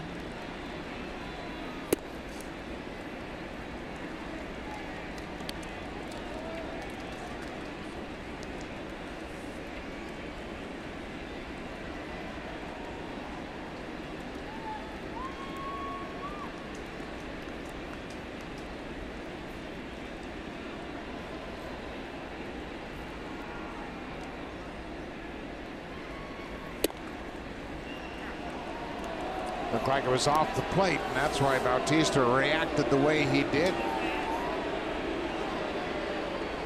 Just questioning where that pitch was. Bautista hit his 22nd home run yesterday. Change up down and away, and that looks like it was off the plate, but that was called a strike.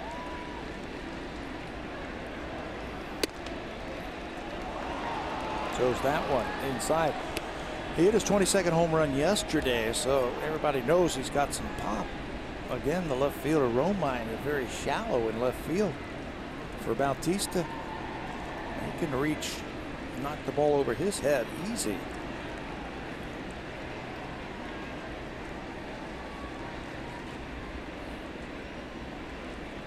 Now wants a new set of signs from James McCann. It's a 2-2 ball game. Bautista in the hole, 1 ball and 2 strikes.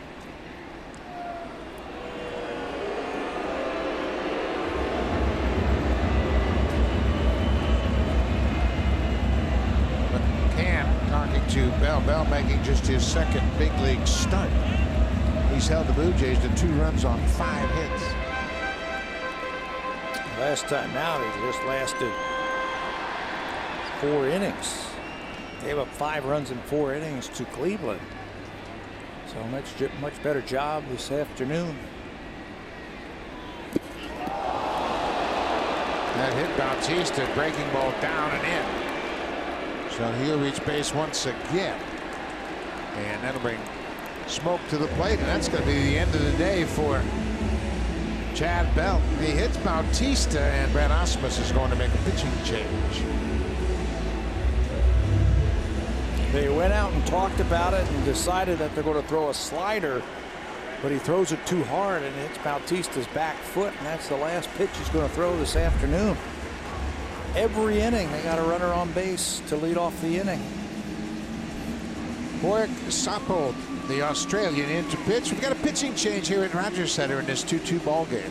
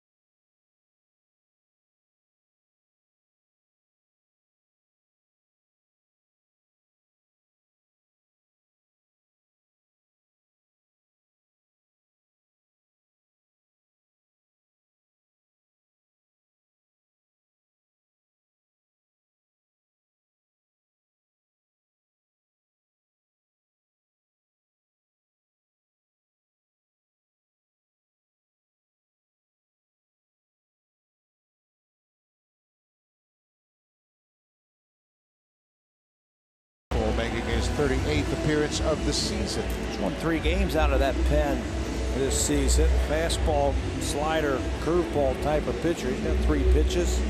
He started when he was in the minor leagues with the Tigers. He signed him as a free agent out of Australia. Pitched for the WBC with Australia this past spring. So he inherits a couple of runners on base, but 2 outs. Then he's going to turn Justin Smoke around.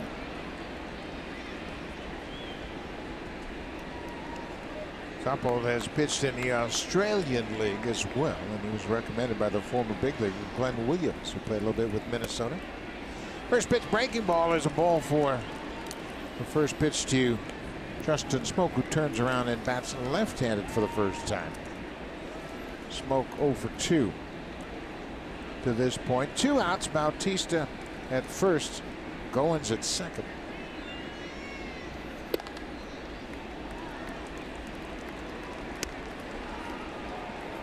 Sample not an overpowering pitcher. He has 0-4 pitches.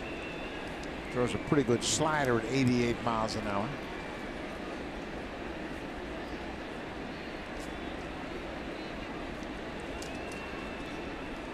Two and 0 to Smoke.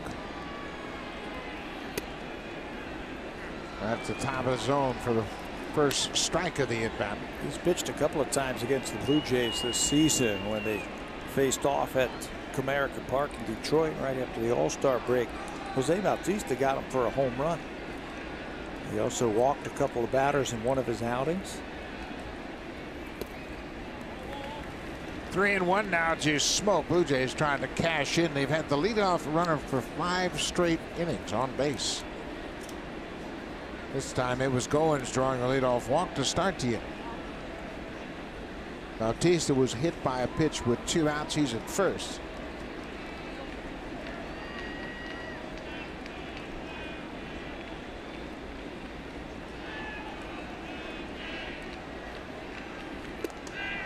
Changeup, ball 4.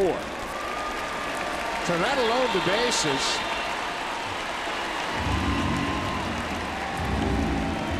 Kendrys Morales. Good start to his day. He has singled and walked and scored. The Jays haven't gotten a hit this inning. They got the bases loaded looking for that one hit. A couple of walks and a hit batter. 4 career grand slams for Morales. His first home run was a grand slam this spring down in St. Pete off Blake Snell.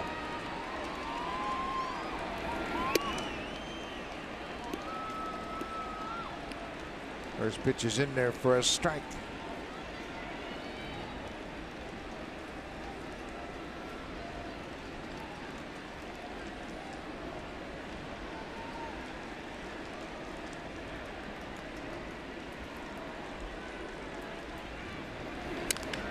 Ground ball.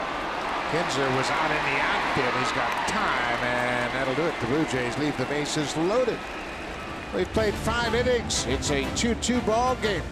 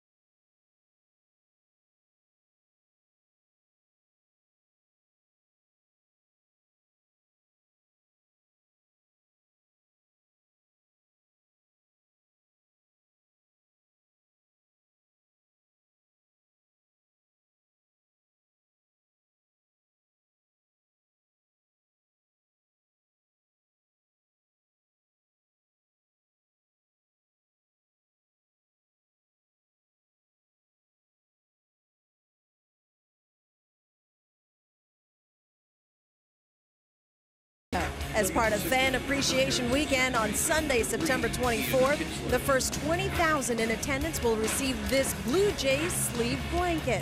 Then watch your Blue Jays host the New York Yankees at 1:07 p.m. For tickets, visit BlueJays.com. I could have used that last night, Buck. I bet you could have. It was a little cool here last night. A lot of people that were bundled up. Kind of had a Kevin Pillar look to it, didn't it? Like they had a cape on it. Cape on it. The guy was laying down there.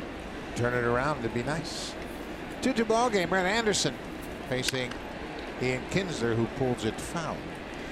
You know, we have talked about Anderson and all of his issues over the years. This young man has been through a lot. He's had Tommy John surgery, 2 back surgeries. He's had a fractured finger while batting. He's had an oblique injury. And he is still pitching. And he's pitching well.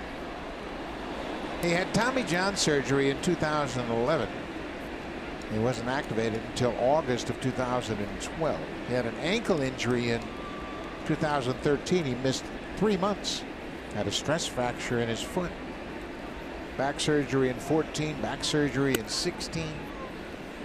And he's still plugging away. By his own admission, he's a baseball rat. He grew up around his dad, who was and is a longtime college coach. Urania at shortstop. A little bit of a tricky hop there. Throws wide, and Kinsler is tagged out. Boy, what a good reaction by Kinsler, as he had the presence of mind to slide to try to avoid the tag by Smoke, but Smokey made a good play. He saves Urania an error. Kinsler is one of the last veterans here on this Tigers team, so he's going to play the game the right way to teach the youngsters how to keep going strong in September. So it's a routine ground ball, and he's busting it down the line. And just gets out of the way before a collision at first base. Does he tag him? I think that's what the Tigers are wondering. Like he might have got him on the back. You know, I think Kinsler felt the tag. That's why he was no arguing, so quick to vacate. Yeah, you could see Smoke's glove. It moved as he swiped the glove at him, so Kinsler is on. But playing the game the right way, all the way to the end. You got a lot of young players on your team. You know, if you dog it up the line like that, I think you're setting a bad example. He hustled out of the box and made that close. I spoke to Kinsler about that earlier today during batting practice. I said, how much of an impact did Michael Young have on your career, and how has that helped you? He said, I still think of Michael Young all the time, and they were teammates in Texas for a long time. Michael Young, of course, the Blue Jays farmhand that went down to Texas and became an all-star.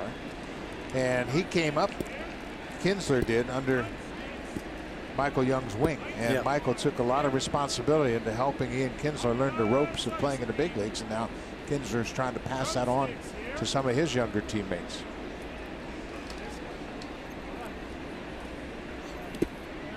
Yeah, people forget that Michael Young started right here in this organization. Cesar Asturis and Michael Young with double play combination in Dunedin.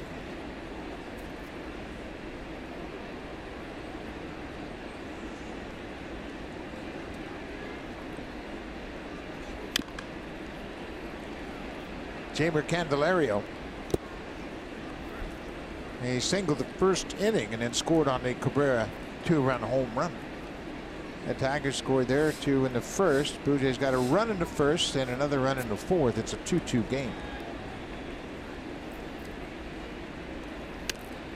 Another changeup.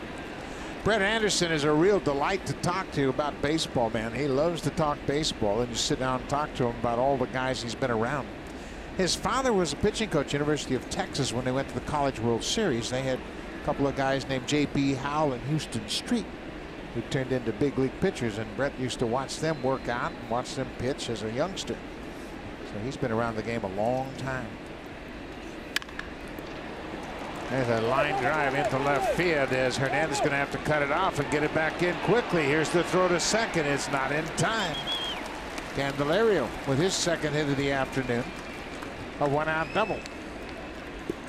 Well, his speed made that double right there. It looked like it was going to be just a single to left field. right between the shortstop and the third baseman, but he doesn't stop. Hernandez was shading him into the gap. Candelario is going to turn this single. He realized it about halfway down to first base that I might be able to hustle this into a double. And he does.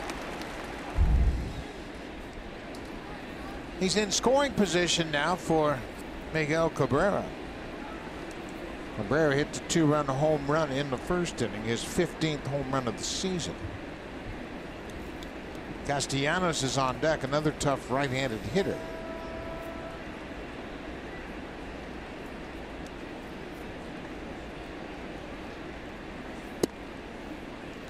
Anderson throws a first pitch strike.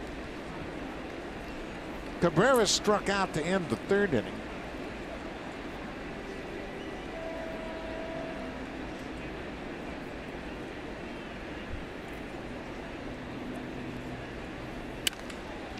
Ground ball right to the second baseman. Goins will throw to first. Yes. Cabrera is retired. 2 outs.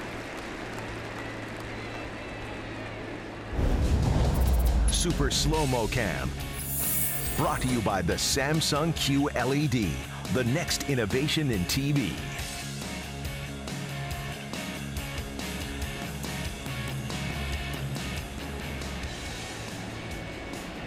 Brett Anderson with a runner at third. Now Anderson wants timeout. He's going to tie his shoe. Yep, that's what it is. Candelario, his double is his 7th of the season if you go back to his time with the Cubs.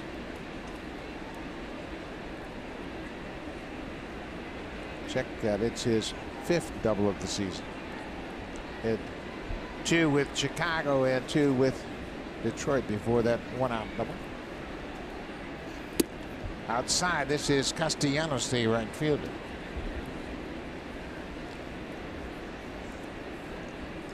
He was the one with the big hit yesterday. 84 RBIs. Be careful. You've got a young player on deck if you choose to pitch around Castellanos. John Hicks is on deck, and he has struck out and hit into a double play today. Hicks is 1 for 6 in the first 2 games of this series.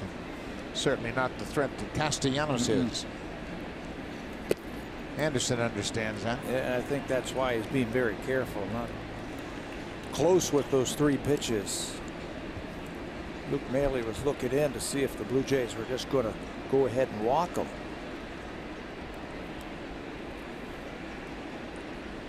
For Castellanos, you can bet he's got the green light if he gets something he likes.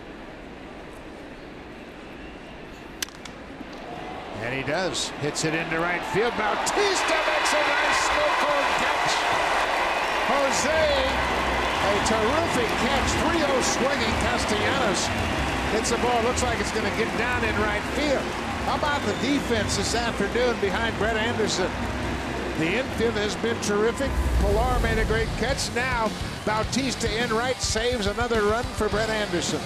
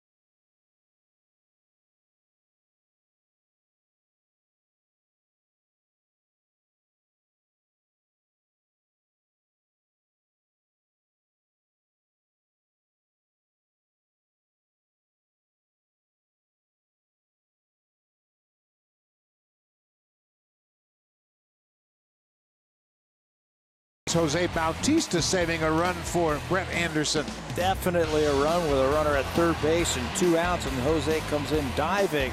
It's a snow cone catch.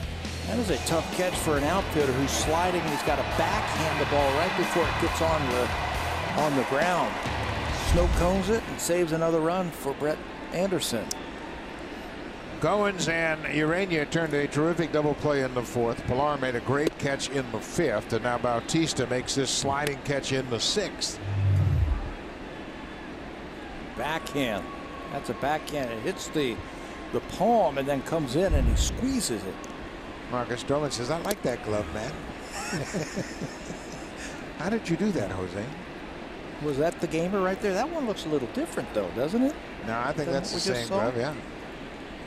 That webbing really kept it in the glove, and he was able to hit it in the pocket and went down to the webbing, and then he held it up for the out. Kevin Pilar. 2 balls and a strike to Pilar. He's gone 2 for 2 so far.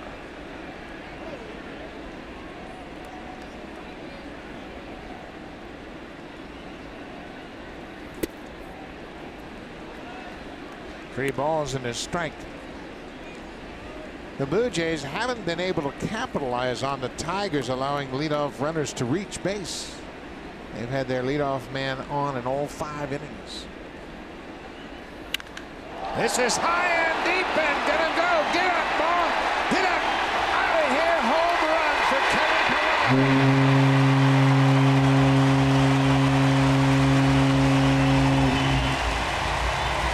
Make that 6 straight innings. They get that leadoff batter on base. Pilar's going to knock himself in. 3-1 count. He's got a ball he's going to look for on the inner half. And I'll tell you what, the last 2 weeks, Kevin Pilar has looked like the Kevin Pilar we saw in April and May when he was hitting everything.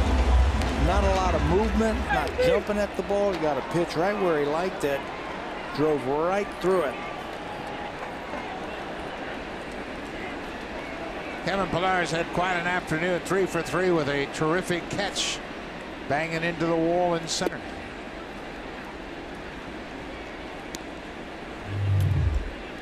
.31 fastball. Sit on it. Tried to sink it, and it just stays right there for him.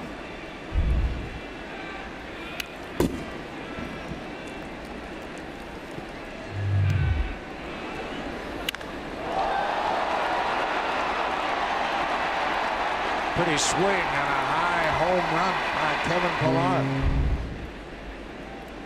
For Pilar, home run number 15. Continues to set a new career high in home runs. Kevin's last 3-hit game was September 1st in Baltimore against the Orioles. He's had 7 3-hit games this season and 1 4-hit game. His 4-hit game was right here against Tampa Bay early in the season. He's going to have a chance for another 4-hit game because he will hit again. Hernandez strikes out for a 2nd time today. He's 0 for 3.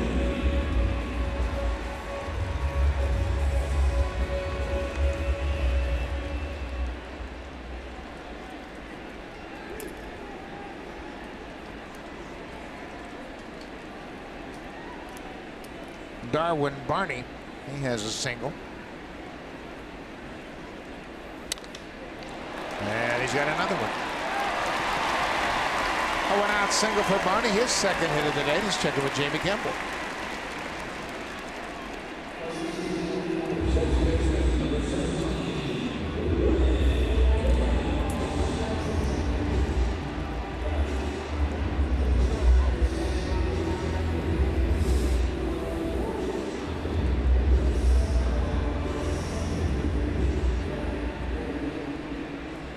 That's awesome, and they have had a good run as they're going to play in the bronze medal game. So congratulations to that under 18 team. 1 out. Ryan Goins at the plate with Barney at first. Blue Jays have a 3-2 lead. Now the whole infield converging on the mound. What is up with this? He's not going to be bunting. 1 out. They probably suspect the Blue Jays might play hit and run. Maybe that's what it was. They're going to make a pitching change. Yeah. Brad Osmus. Delay a game. That's what it was. Yeah. Go out and give me a little time. I want to make sure this reliever is ready. So it'll be a pitching change here. Ryan Goins.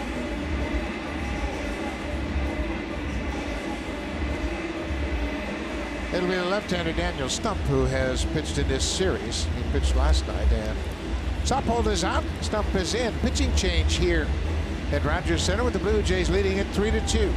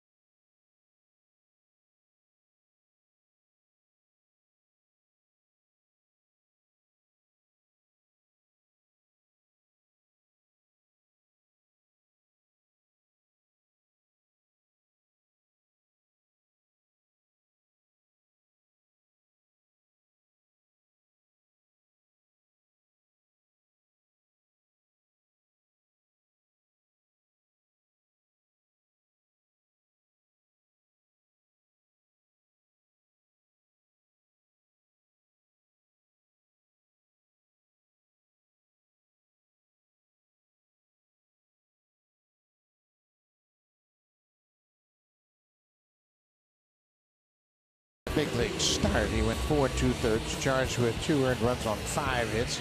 He walked 3 and struck out 5. He threw 85 pitches over those 4 2/3. Pitched in and out of trouble. A lot of base runners. Kept letting that leadoff guy get on. Pitched around it. Gave way to Sophold, who now gives way to Stump.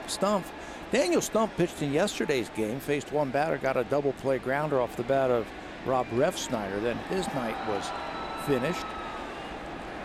He is the lefty. They're carrying 4 lefties in that bullpen for the Tigers. Goins at the plate. First pitch outside for ball 1. Tigers have brought a whole host of relievers here to Toronto for this series. So if Brad Osmus wants to play matchup the rest of the game, lefties versus lefties, righties versus righties, he's got plenty of arms to do it. 4 lefties and 9 righties in their bullpen. There goes the runner. Pitch down and away. It's a hit and run, and Machado missed it.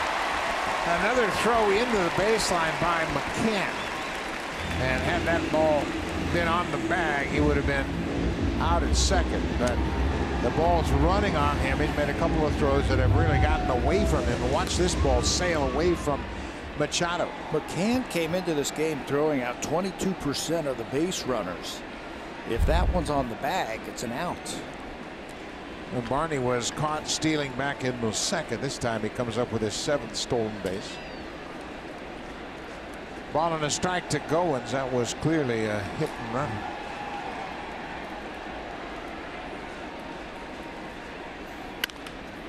Pulled on the right side. Kinsler, the second baseman, throws out Goins. 2 away. Barney ends up at 3rd on the ground out.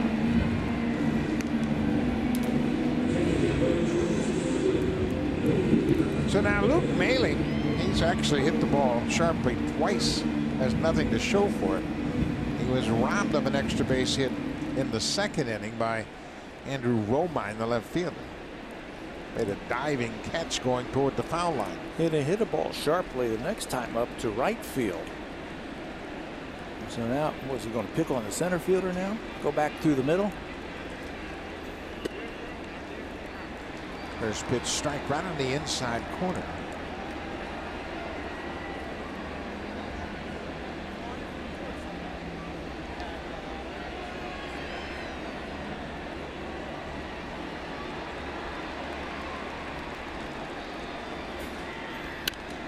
Fouled straight back. Luke was battling some knee problems earlier this season. He said, really, I was hitting with just my upper body. I just couldn't get my legs into my swing. Here are his numbers in 21 games in the minor leagues. Says he feels stronger now, and the ball looks like it's coming off the bat a little bit better. Very difficult to do anything athletically when you don't have 100% of your health. 0-2. McCann's blocked the ball very well this afternoon. He's had several tough pitches in the dirt, but he's had no problem with it. McCann catching, making his 83rd start this afternoon. Looks like Brett Anderson might be done. He's having a conversation, and generally the pitchers will stay locked in that game mode until they're told they're out of the game. It looks like he is out of the game.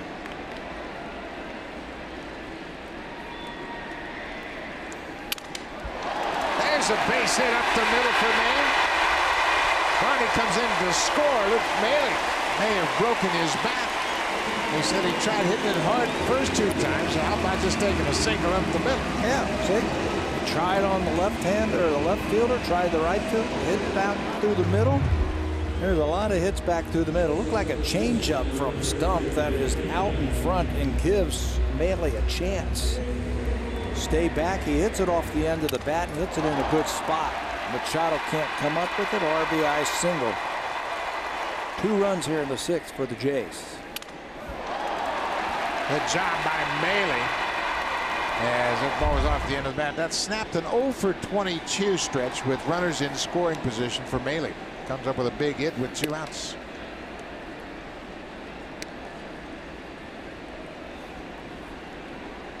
For Mailey, that's his 6th RBI of the season.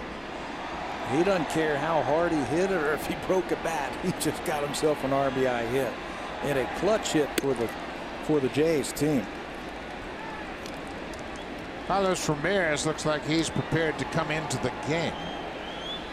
He's been an interesting story. The converted outfielder has adapted well to pitching, and he's put together a heck of a season. Pat Henkin is the bullpen coach as Dane Johnson has gone to Florida to try to help out with the hurricane situation with his family.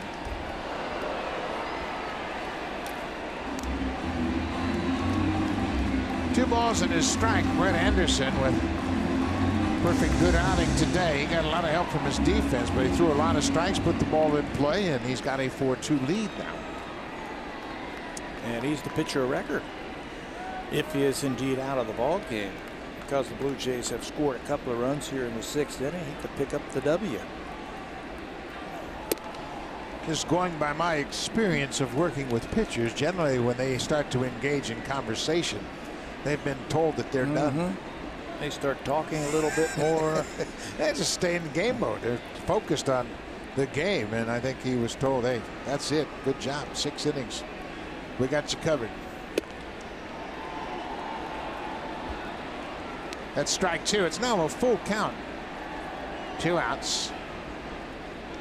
Daniel Stump in relief of Warwick Sopple. Sopple gave up a leadoff home run this inning to Kevin Pillar. There goes the runner at first. The ball is flared down the right side, but fouled. Come on back. Let's do it again.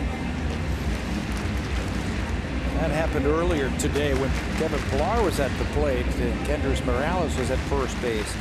Pillar had 4 of those. 4 foul balls where Morales was running and a single to center. He had a 10-pitch at bat and got an RBI single on the 10th pitch.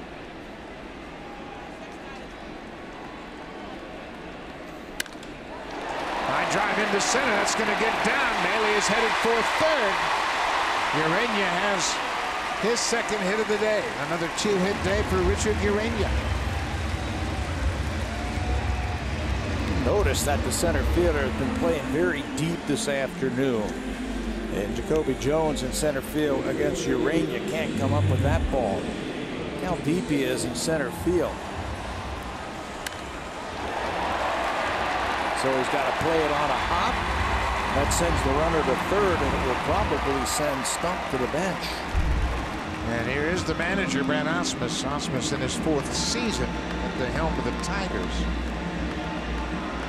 We'll make a pitching change. Jose Bautista, the right-handed hitter, will be the batter. Drew Verhagen, who was the pitcher that induced that triple play in last night's game, will come out.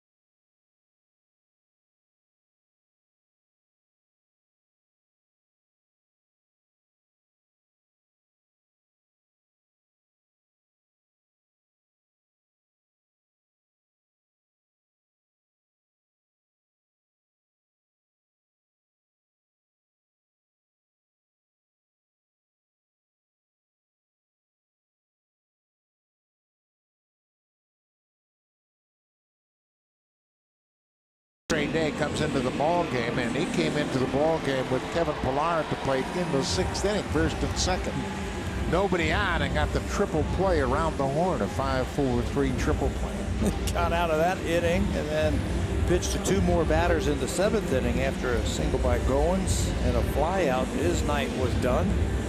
He's got 2 outs here in the 6th inning. Probably bring him in here. He's got a pretty decent arm. 15 strikeouts in 26 innings pitched, fastball slider. Bring him in here to get out of this inning since he pitched in yesterday's ball game. Maley with an RBI single. He's at third. Urania with his 2nd hit of the afternoon. He's at first for Jose Bautista. Breaking ball for strike 1. Verhagen, he kind of an interesting situation in the game yesterday. Pitched an inning in the 3rd and faced 3 batters. Kind of a trivia question for you. How does that happen? Well, it happens when you get a triple play. Bautista tried to check his swing and went too far. Albert Ortiz, the first base umpire, called him for the swing.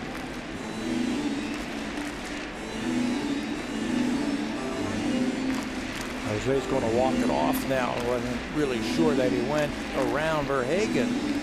He's got the look and the build of a big power pitcher. He's 6'6", 230. Pretty decent curveball there to Bautista for strike 2. Fastball averages 94 miles an hour. Breaking ball. This one gets away, and Urania will move up. Good read. Really good read by Urania at first base. You can see the fly to that baseball. And it's a breaking ball. If it's going to bounce, just take off. He's got enough speed that he can move up.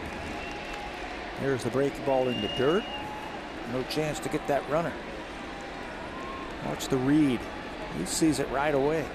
Ball doesn't even leave the dirt area, and he makes it easily. Yeah, he had his momentum headed towards 2nd, and as soon as that ball hit the dirt, he was gone. 1-2 to Bautista. Verhagen steps off the rubber. And now we're going to have another meeting. Just to make sure they're using the same set of signs. Verhagen just coming into the game, and after the wild pitch, Urania's in 2nd.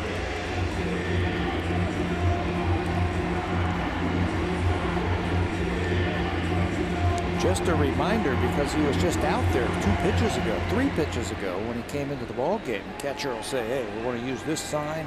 The guy gets to 2nd base. Remember, we're going to use a 2nd sign or whatever. So now, just to be sure, Here's another ball in the dirt. What a job by McCann right there. I think that caught him in the arm. He's had quite a workout this afternoon. Watch how he throws his right shoulder at this baseball. I don't think it got any of his equipment. Nope, right on the forearm. Yikes. That one hurts. Like he twisted his body around, but he got his body in front of it to save a run. Bailey anticipating that ball getting away, but he holds it third.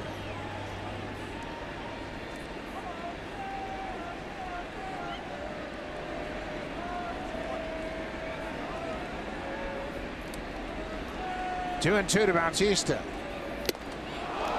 He strikes out. Verhagen strands a pair, but the Blue Jays get some insurance. They break the tie. Kevin Pillar with a leadoff home run in the sixth, his 15th home run of the season. And the Blue Jays have taken a 4-2 lead.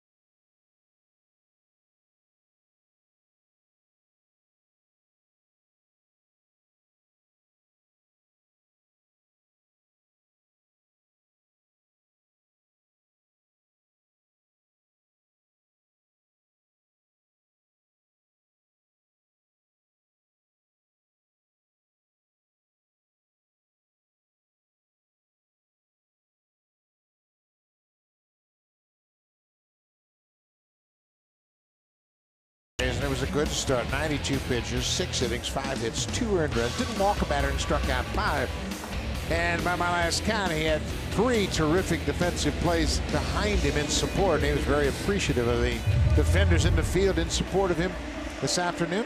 1 in the 4th, 1 in the 5th, and 1 in the 6th inning to end it. So his afternoon is over. New pitcher for the Blue Jays. This is Carlos Ramirez, and Blue Jay fans getting a first look at him on home turf. Yeah, all zeros. That's what you're going to get from Ramirez. He hasn't given up a run all season long. He's worked 2 innings in all 3 of his appearances this season for the Blue Jays. Fastball slider. The converted outfielder has looked pretty good. First pitch swinging. John Hicks, the DH, pops out in foul ground to the shortstop. And a miss. It's the first time. Carlos Ramirez, as Pat mentioned, he was converted to a pitcher in 2014. He was an outfielder and had played regular outfield throughout his minor league career and just didn't hit. So they converted him to a pitcher. He has not allowed a run anywhere. 43 2/3 innings between his minor league and major league season without allowing a run. I mean, unearned run, earned run, he hasn't allowed a run. He's held the opponents to a 116 batting average for the season.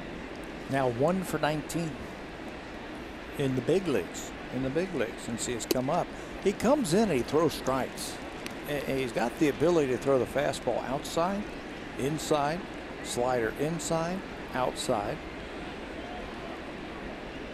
And he can give you multiple innings.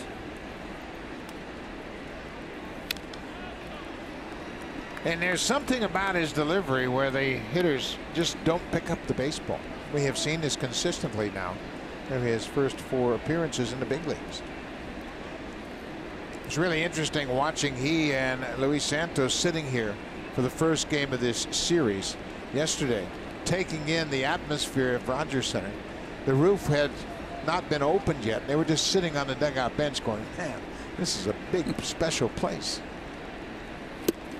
And there's a breaking ball for a strikeout. 2 up, 2 down for Ramirez. They have had 13 rookies make their major league debut this season, and this is yesterday before the game. Santos and Ramirez sitting on that dugout bench just taking it all in, and they were pointing up to the roof of the Sky Dome and laughing and having a good time, and they said, man, this is something else. Their first time here at Rogers Center. Wouldn't this be nice to call home for a few years? Huh? Isn't it fun to see the young players experience their major league debuts?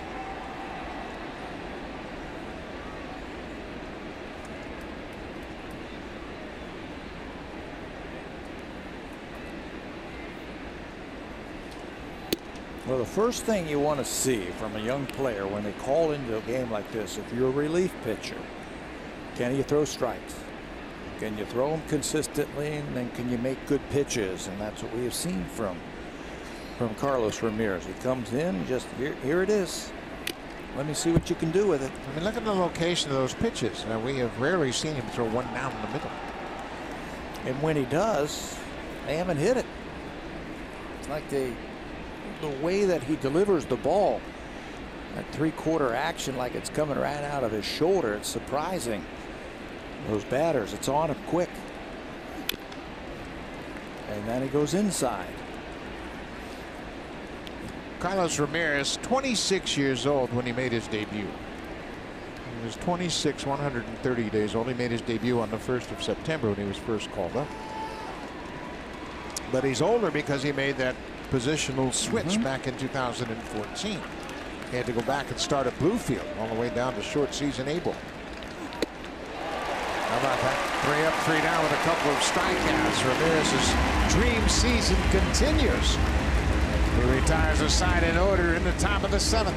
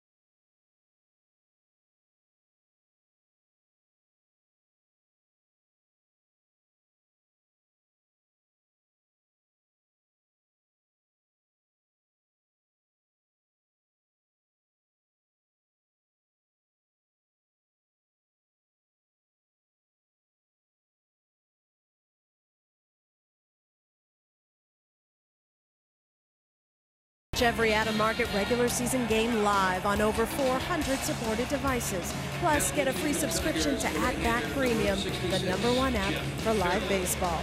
Blackout and other restrictions apply. Visit MLB.tv for details. Bottom of the 7th we go. Let's rejoin Buck Martinez and Pat Tabler. Gentlemen.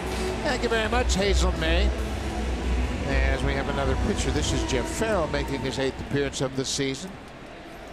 Spent some time at Erie and at Toledo in the minor leagues. Big guy was originally a 26th round draft pick. He's basically a 2-pitch pitcher. Fastball and an outstanding changeup. Fastball is about 95 miles an hour, and he's got a great changeup. It's the back and forth game with Jeff Farrell. 6 strikeouts and 6 big league innings. Good fastball at 96. Might have been inside off the plate. Quickly 0-2. Farrell is the fourth reliever to work for Detroit this afternoon. Chad Bell started and went 4 2/3. Sopel, Stump, Verhagen, and now Farrell. It's a pretty good fastball right there.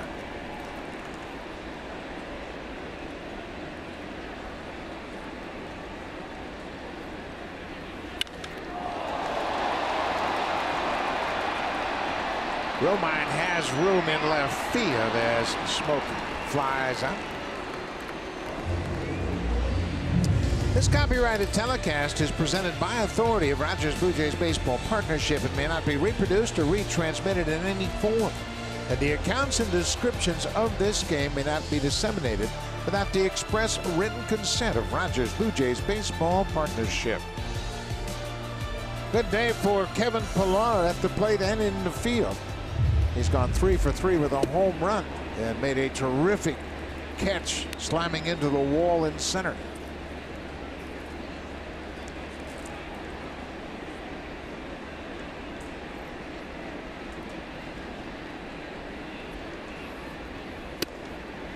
There's that changeup upstairs. Yeah, it's about 12 miles per hour difference from his fastball. He does have a breaking ball. It's a little slurvy curveball, but it's basically, here's my heater, here's my changeup. Pick out one of them. Came right back with a changeup and gets the swing from Morales. It's 1-2.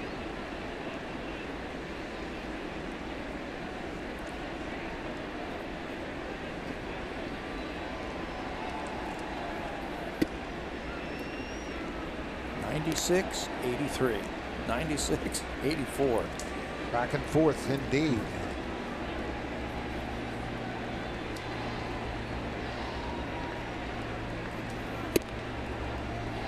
Off the plate inside. Blue Jays another terrific turnout here this afternoon. 44,218. Blue Jays continue to lead the American League in home attendance. 2,791,000 before this game today. And it's supposed to be another gorgeous day tomorrow. Yeah, umpire had to tell Kendricks that that was ball 4. Take your base. So Kevin Pillar will come up. Drive of the game brought to you by the powerful all-new 2017 Civic Type R. And Kevin Pillar last time up did this. Got this 3-1 fastball middle in, and it's going to be his 15th home run. His previous career high was 12. Set that in 2015. So from here on in, every home run he will add to that career high. That is this afternoon's drive of the game. How about another 4-hit game for Kevin Pillar? His second 4-hit game of the season. And didn't waste any time. He jumped on that first pitch. 4 for 4 this afternoon. 3 singles and a home run. Tell you, he looks good. You can just tell when guys look good. They're soft, they're quiet, and I don't care how hard you throw it. That's a 95-mile-an-hour fastball that he turns on. Watch how easily he gets that barrel out in front. He's able to hit that ball to left field. The timing's been good for him. His previous 4-hit game was a game on April 28th right here at Rogers Center against Tampa Bay. He had 2 doubles and a home run in that 4-hit effort.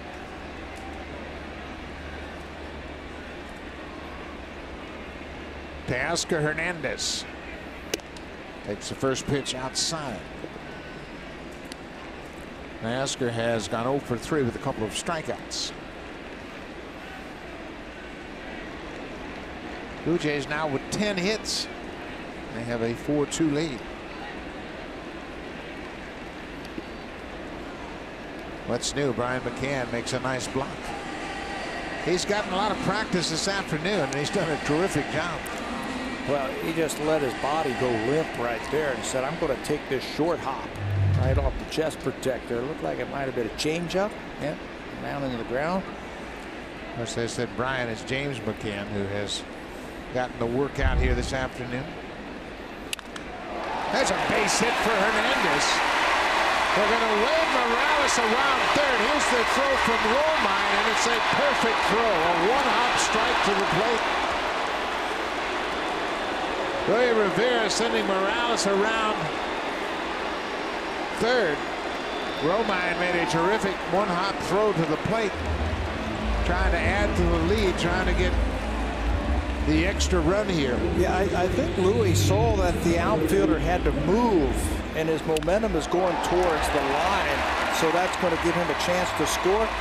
He doesn't have the ball when he hits the bag, but Romine comes up with an outstanding throw, sets his feet. That's the important thing. Gets over there, sets his feet, keeps the ball on the inside of the diamond. That's a perfect one-hop throw to the catcher who applies the tag to get the out at the plate. So now there are 2 outs. Pilar's at second and Hernandez at first. Darwin Barney is 2 for 3.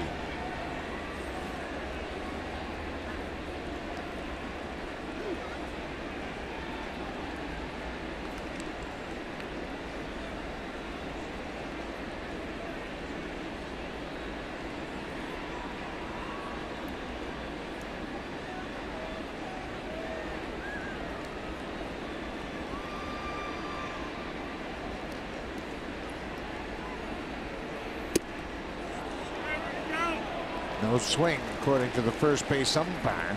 I like how he held his bat out there for him. Said, no, I did not go.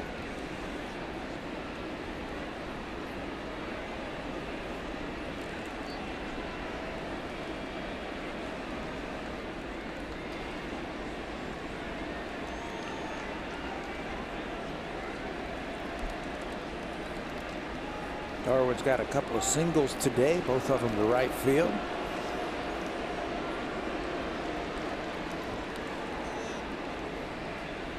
$11 hits now for the Blue Jays. Kevin Pillar with 4 of those.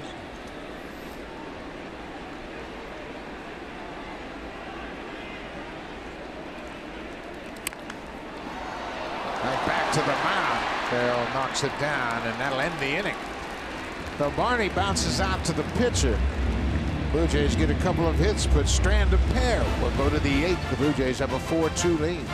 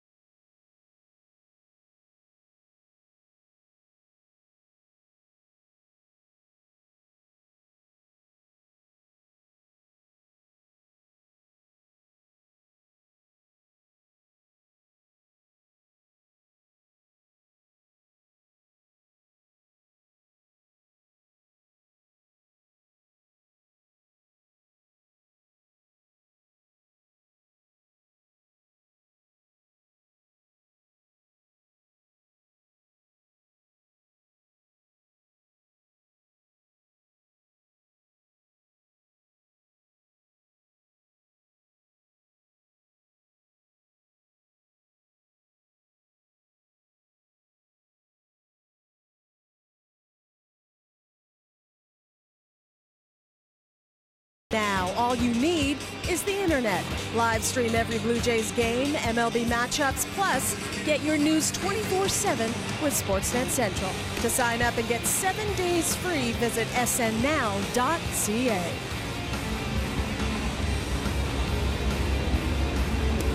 Louis Rivera and Kendrys Morales. Rivera said, "What happened, man? I thought you were going to score easily." He said, "Well, you know what? I got a good start, but in the middle it kind of got to me, a little slowed down." Dominic Leone will take over here. Ryan Tepera threw in yesterday's ball game a very clean inning, normally the 8th inning guy, so that goes to Dominic Leone. 59 games now, which is a new career high. His previous career high was 57 in 2014. He last worked 4 days ago, so he's fresh, and he's been super lately for the Blue Jays. Fastball's been great. His breaking ball's been even better. What a year he has put together. Said he's strong, he feels great, he's healthy, finishing up strong. There's a bouncing ball. Smoke will take it himself. Romans retired, one away.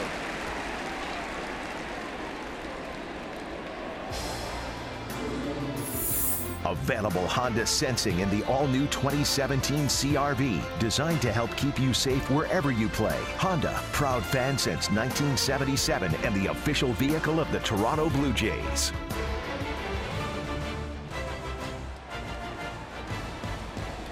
One away in the 8th inning. Dixon Machado. He hit that ball to center field that Kevin Pillar crashed into the fence and made a great catch. That was back in the 5th inning. An infield single in the 3rd.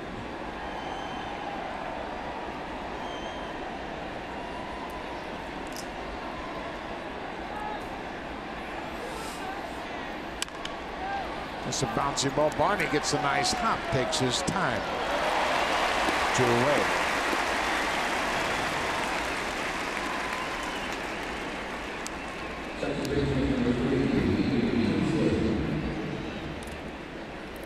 The thing I like about Dominic Leone is he keeps the pressure on. Boy, he comes right after you with those 2 pitches, fastball, breaking ball, and he just pounds that strike zone. Strike one, as a hitter, you become defensive when he throws that hard and he's got that type of breaking ball. Yeah, you'd like to see a pitch or two before you have to commit, but Leone doesn't give you that opportunity.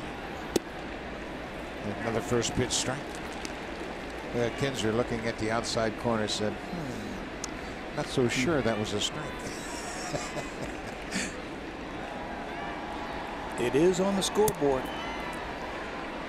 I'm going to go right back out there. High fly ball down the right side. That's going to be out of play into the seats.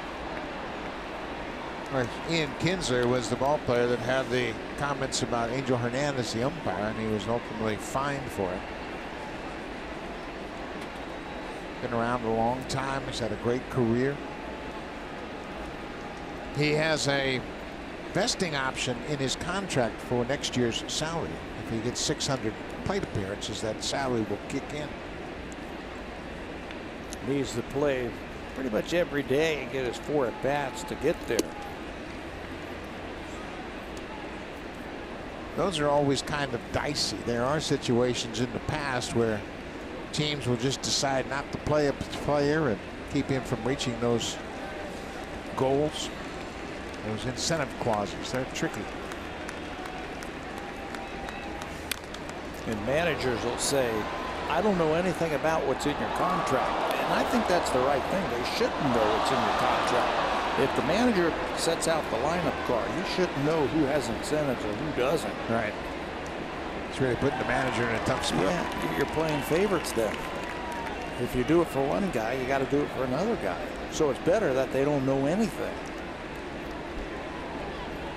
Dominic Leone ahead of Ian Kinsler, a ball and 2 strikes. Their fastball foul back. Ian's never met a fastball he doesn't like. You know what? He doesn't take much of a stride. He just kind of pushes back off that front foot, and that allows him to be so quick. He's got a very short stroke. He reminds me fastball. A lot like Paul Molitor. That's how Paul Molitor used to hit. Spread out just a little bit at the plate, no stride, just use your hands, and you can wait a long time. And you can cover those outside pitches.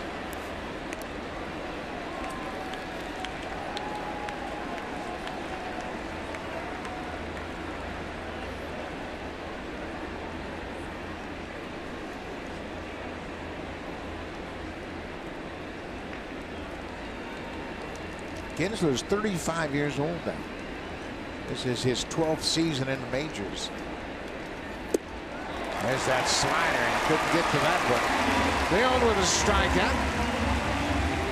3 up, 3 down. We'll go to the bottom of the 8th. Blue Jays have a 4-2 lead. Time now for a Blue Jays Central update. Here's Jamie Campbell with Greg Zaun in the Samsung broadcast studio.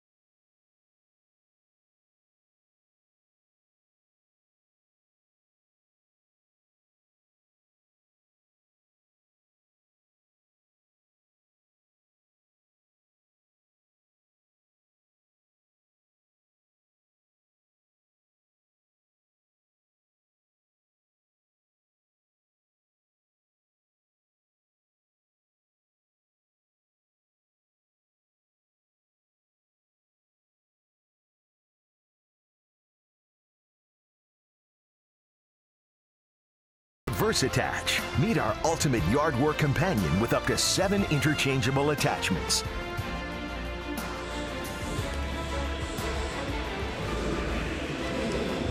New pitcher into the ballgame for the Tigers is another left-hander. This is Blaine Hardy making his 27th appearance of the season. Hardy's got a good breaking ball. He's more of a left-on-left type of hitter. As you can see those numbers right there. Righty's hitting 359. Lefty's about 200. Brian Goins goes after the first pitch. Nice play by Kinsler at second to throw him out. Hardy gets 1 out on 1 pitch here in the 8th. He got a good curveball, a good slider, change up. He has to command his fastball, I think, to get the hitters out on the breaking ball. And he gets Goins on 1 pitch.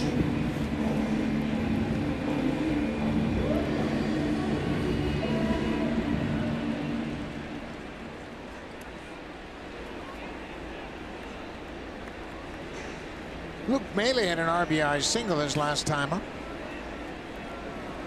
That snapped an 0 for 22 stretch, batting with runners in scoring position. He's actually swung the bat well all afternoon. Robbed of a hit his first time up down the left field line.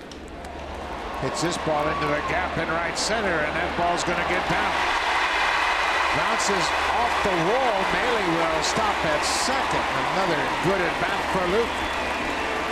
His 3rd double of the season. Let's check in again with Jamie Campbell.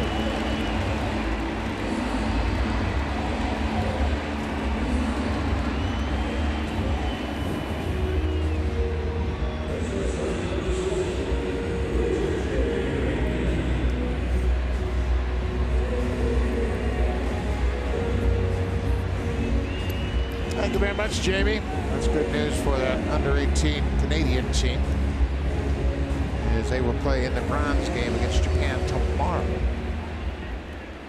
Luke Maile has a good day. Good day behind the plate. Good day at the plate. Yeah, multi-hit game. Richard Urania, he's had a good day as well. He's 2 for 3 with a walk.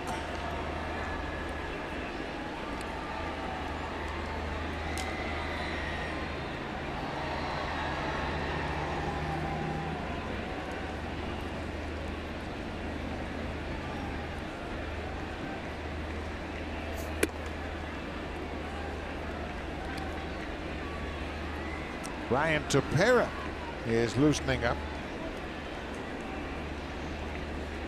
Looks like he's going to close today. Yeah, sure does.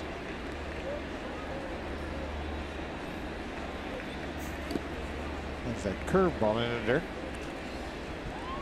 Roberto Osuna not even thinking about getting up. He's got his jacket on. Tepera pitched the 9th inning last night. He retired the side in order with a strikeout.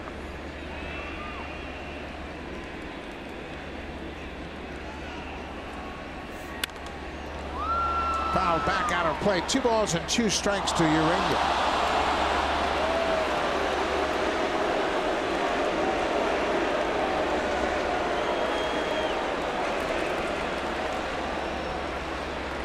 John Gibbons in communication with Pat Hemken, who's filling in as the bullpen coach.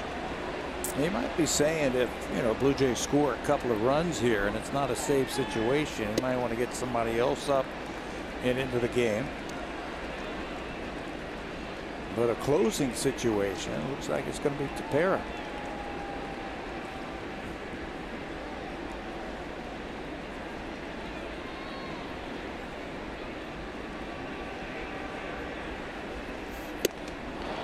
Urania strikes out. That off-speed pitch gets him. He threw him a changeup, and he was out in front.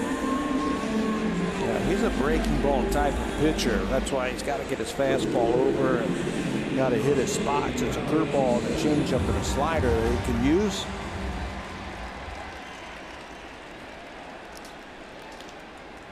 Good pitch there to get Urania for his first strikeout.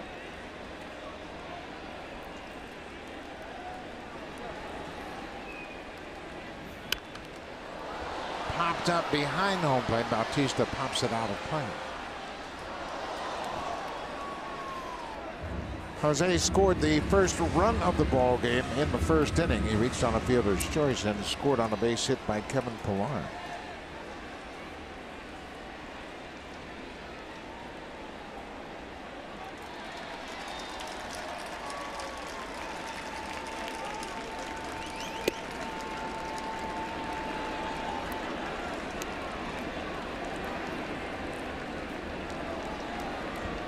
Oh, 1-2.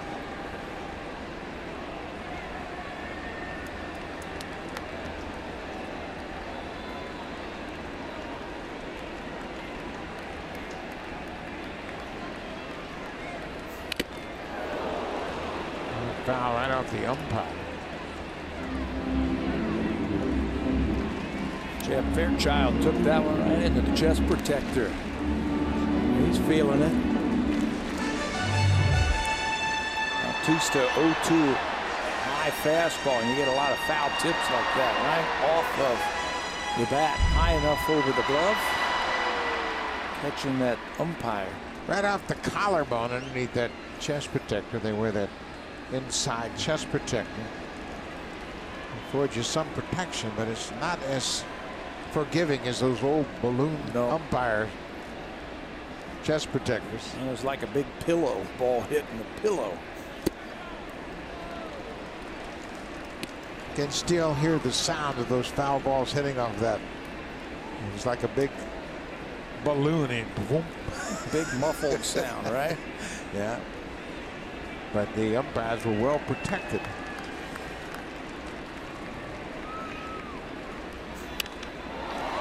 The looper into right. Kinsler out and makes a dropped it. Tried to make a basket catch. Got a glove on him. He was running away from the infield. That should be a base hit for Bautista and an RBI. Bailey comes in to score. Kinsler got to it. Looks like he had a shot at making the play. He still has great range as a second baseman. He was the only guy who was going to have a shot off the end of the bat by Bautista. And he can't come up with it. Yeah, that's a play he should have made. Looked like he was just trying to caress and make a basket catch on it. They haven't ruled on it yet, but that's got to be a hit. Yeah, I think so. He had to go so far out to get it. It should be a hit and an RBI.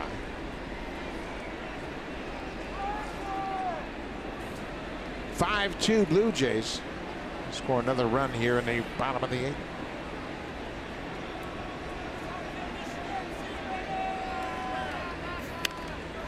Well, pops it up. right behind home plate. McCann makes the catch, and that ends the inning, but the Blue Jays get another run. We'll go to the ninth. The Blue Jays have a 5-2 lead. Brett Anderson is in position for the win.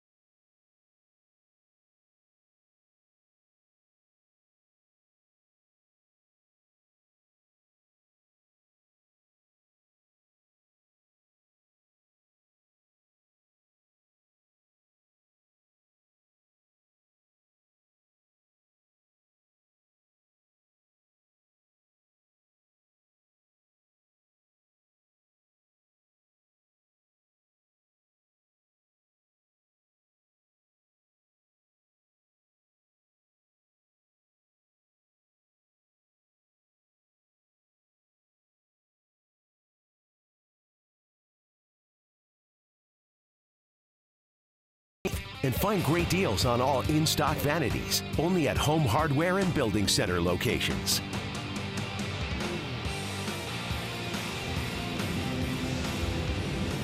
Roberto Osuna has not pitched since a Wednesday in Boston when the Blue Jays had that long game, 19-inning game, as he was charged with a blown save in the 9th inning. So it's Ryan Tepera.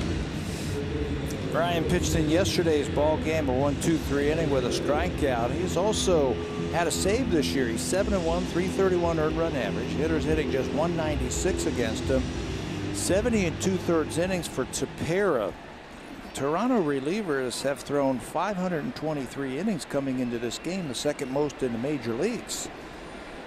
They also have struck out 558 batters. That's a franchise record right there. The relief corps has been really good this season. Tepera has been outstanding. Tepera will face Jamer Candelario, who will turn around and bat left-handed for the first time. He goes after the first pitch. Barney gives it a look, but he'll run out of room.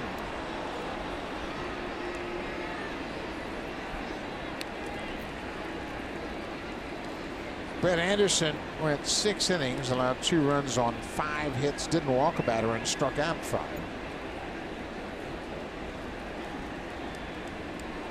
Gave up those 2 runs in the first inning. Threw 21 pitches in the first inning. Gave up the 2-run home run, and that has been hit this afternoon for the Tigers.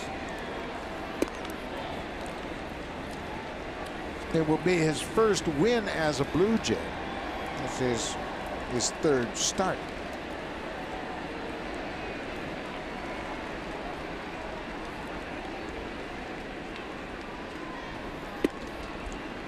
Outside, 2 balls and a strike.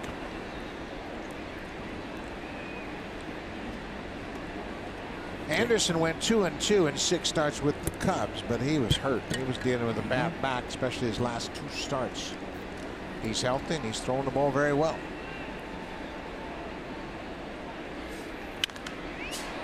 Another foul into the seats. Jamer's had a couple of hits today, a single and a double. He's played a whale of a third base also in the first 2 games here. We got him from the Cubs. Remember in that Avila Justin Wilson trade. He was the key guy they wanted.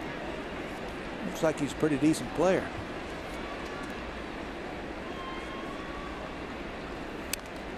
He and Brett Anderson, of course, were teammates at the start of the season in Chicago. Candelario is just 23 years old. He was born in New York. He had a little bit of time with the Cubs last year, appeared in just 5 games. This season he was in 18 games, had 56 at-bats in Chicago.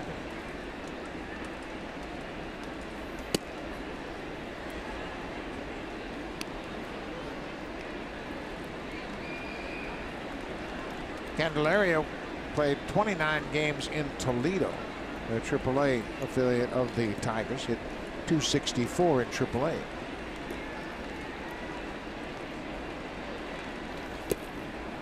And Tepera walks him.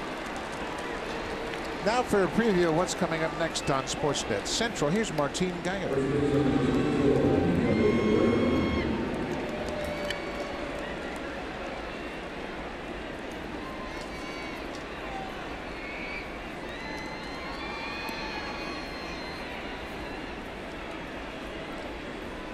Thank you very much, Martin. That's all coming up right after this ball game, so stay tuned for all of that.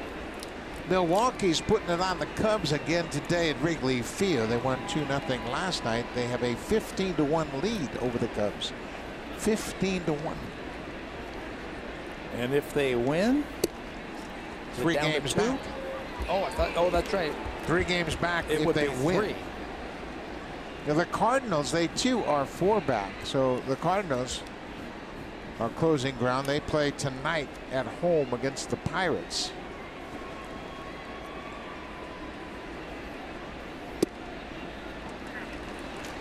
Miguel Cabrera hit a home run in the first inning, and he's gone 0 for 2 since. Struck out and grounded out against Anderson after that.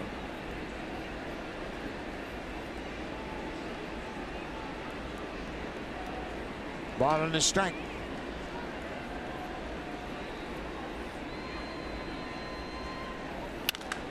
Ground ball pulled through the left side for a base hit. Candelario stops at second, so the first 2 are aboard here in the 9th.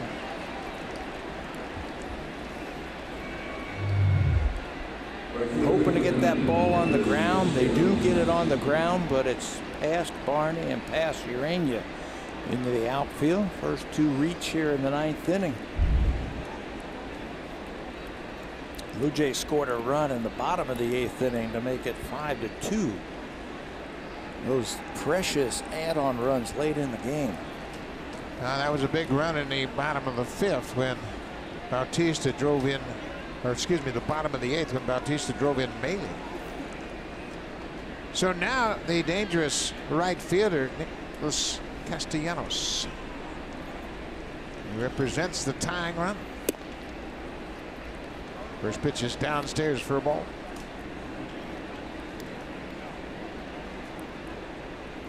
These are the toughest outs to get right here. You're facing the best hitters that the opposition has to throw at you. Plus, it's the last 3 of the ball game. Blue Jays bullpen is back to work. The right-hander is Danny Barnes, and lefty is Matt Dermody.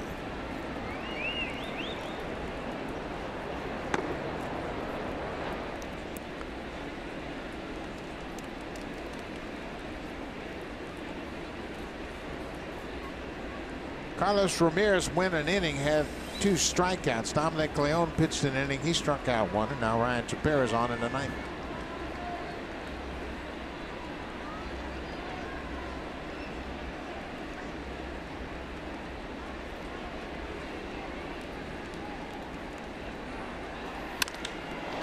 Driven to right and deep. Bautista's on the run. He's not going to get it. It's up against the wall. Candelario comes in to score. Cabrera stops at third, and Castellanos drives one to the base of the wall in right center for an RBI double. And there's still nobody out. That's his power stroke the other way. You mentioned he's got 10 triples. Well, in Detroit, that's where the big gap is, and he reaches that gap frequently. Takes this ball. Bautista doesn't have a chance to get it. Plays it off the wall, extra bases. And the Tigers coming alive. Leadoff walk. Really gave them a chance that a single, now this double, has put the tying run in scoring position. Castellanos is 2 for 4. 27th double of the season.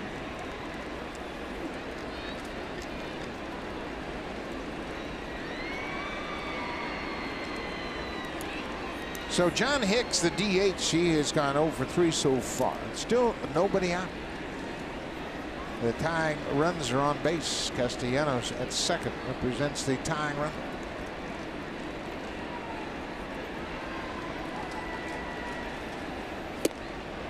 There's pitch, breaking ball.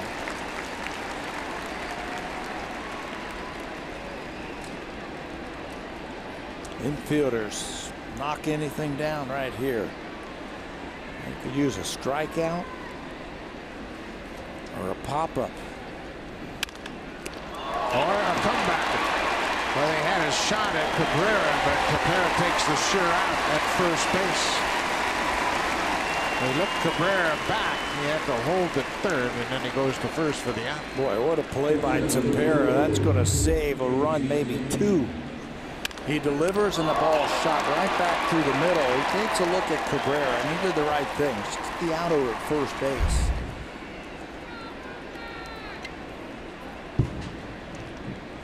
So now the catcher, James McCann.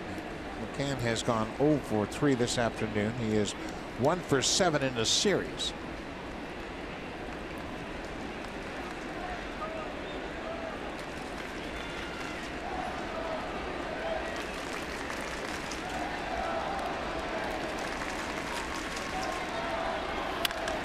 There's a base hit to left. Cabrera is going to come in to score. They're going to stop the runner at third. As Hernandez got it back in, Castellanos stops at third. McCann with a sharp single into left. And now it's a one-run game.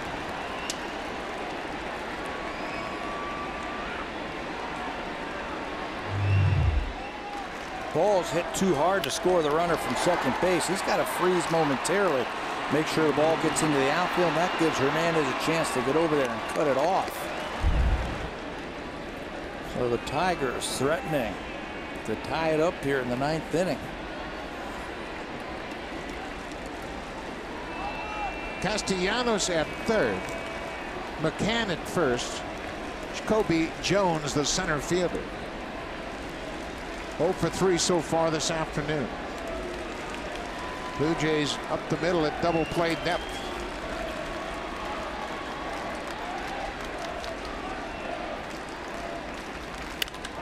Popped him up. Goins backing into the outfield, calls for it and makes the catch. Castellanos bluffing from third, but he had no intentions of going. Now there are 2 outs.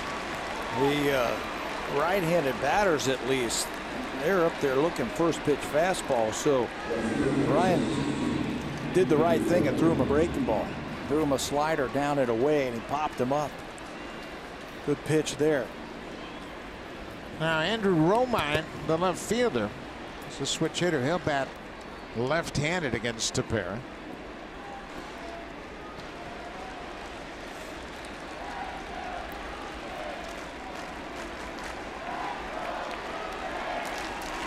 Five-4 ball game. 2 outs. Top of the ninth.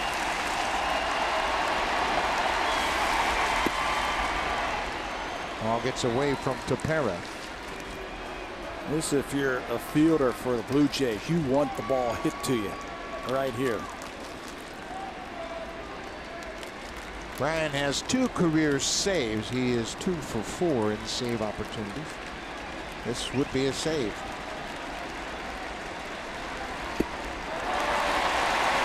96 upstairs.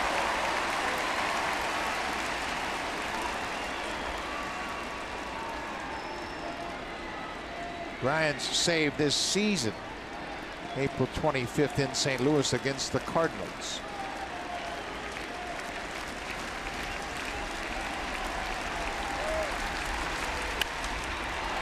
Popped up, Barney over toward the seats, but it's back out of play.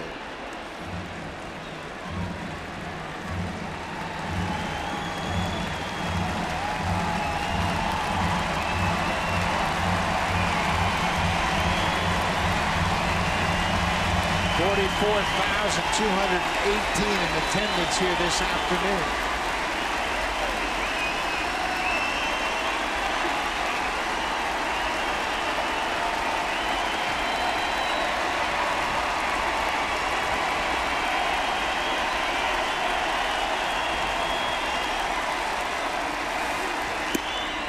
upstairs. It's 2 balls and 2 strikes.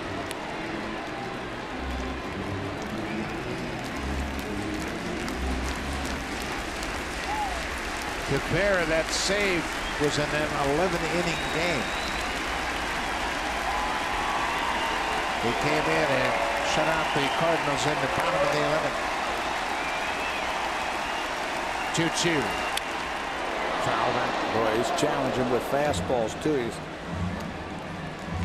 He's got a good one. The crowd's getting him pumped up, so he's firing that fastball in there. Do you take a chance throwing a slider to try and strike him out? I think he's late on the fastball. I think you stay with the fastball. 2 balls, 2 strikes.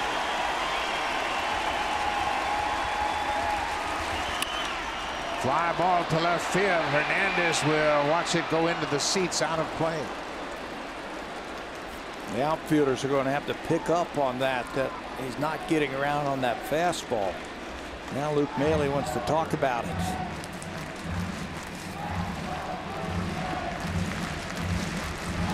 They're now shading him a little bit more to left field towards the line.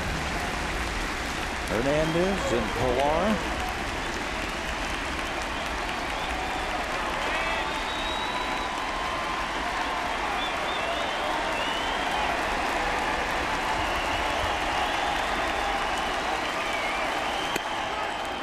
Full count. So there are 2 outs now. With Romine hitting from the left side, Smoke will play behind the runner at first to give him a little more range at first.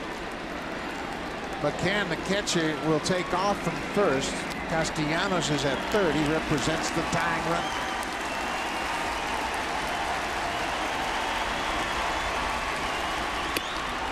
Strike 3 call. He threw him a breaking ball, and that's the ball game.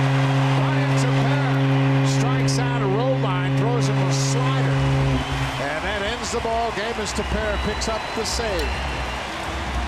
Wow. He was pumping fastball after fastball in there and then says, you know what, 3-2, I got nothing to lose. Here's my slider, and he comes up with a huge strikeout. Blue Jays hang on to win it. Brett Anderson wins his first game with the Blue Jays. Tepera gets his 2nd save this season. Kevin Pilar has 4 hits. What a team effort this afternoon for the Jays. Good ball game as the Blue Jays have eased the series with a game apiece. They'll play for the series win tomorrow. Thanks for watching, folks. Have a great night. Stay tuned. Here's Sportsnet Central. Martine Geyer.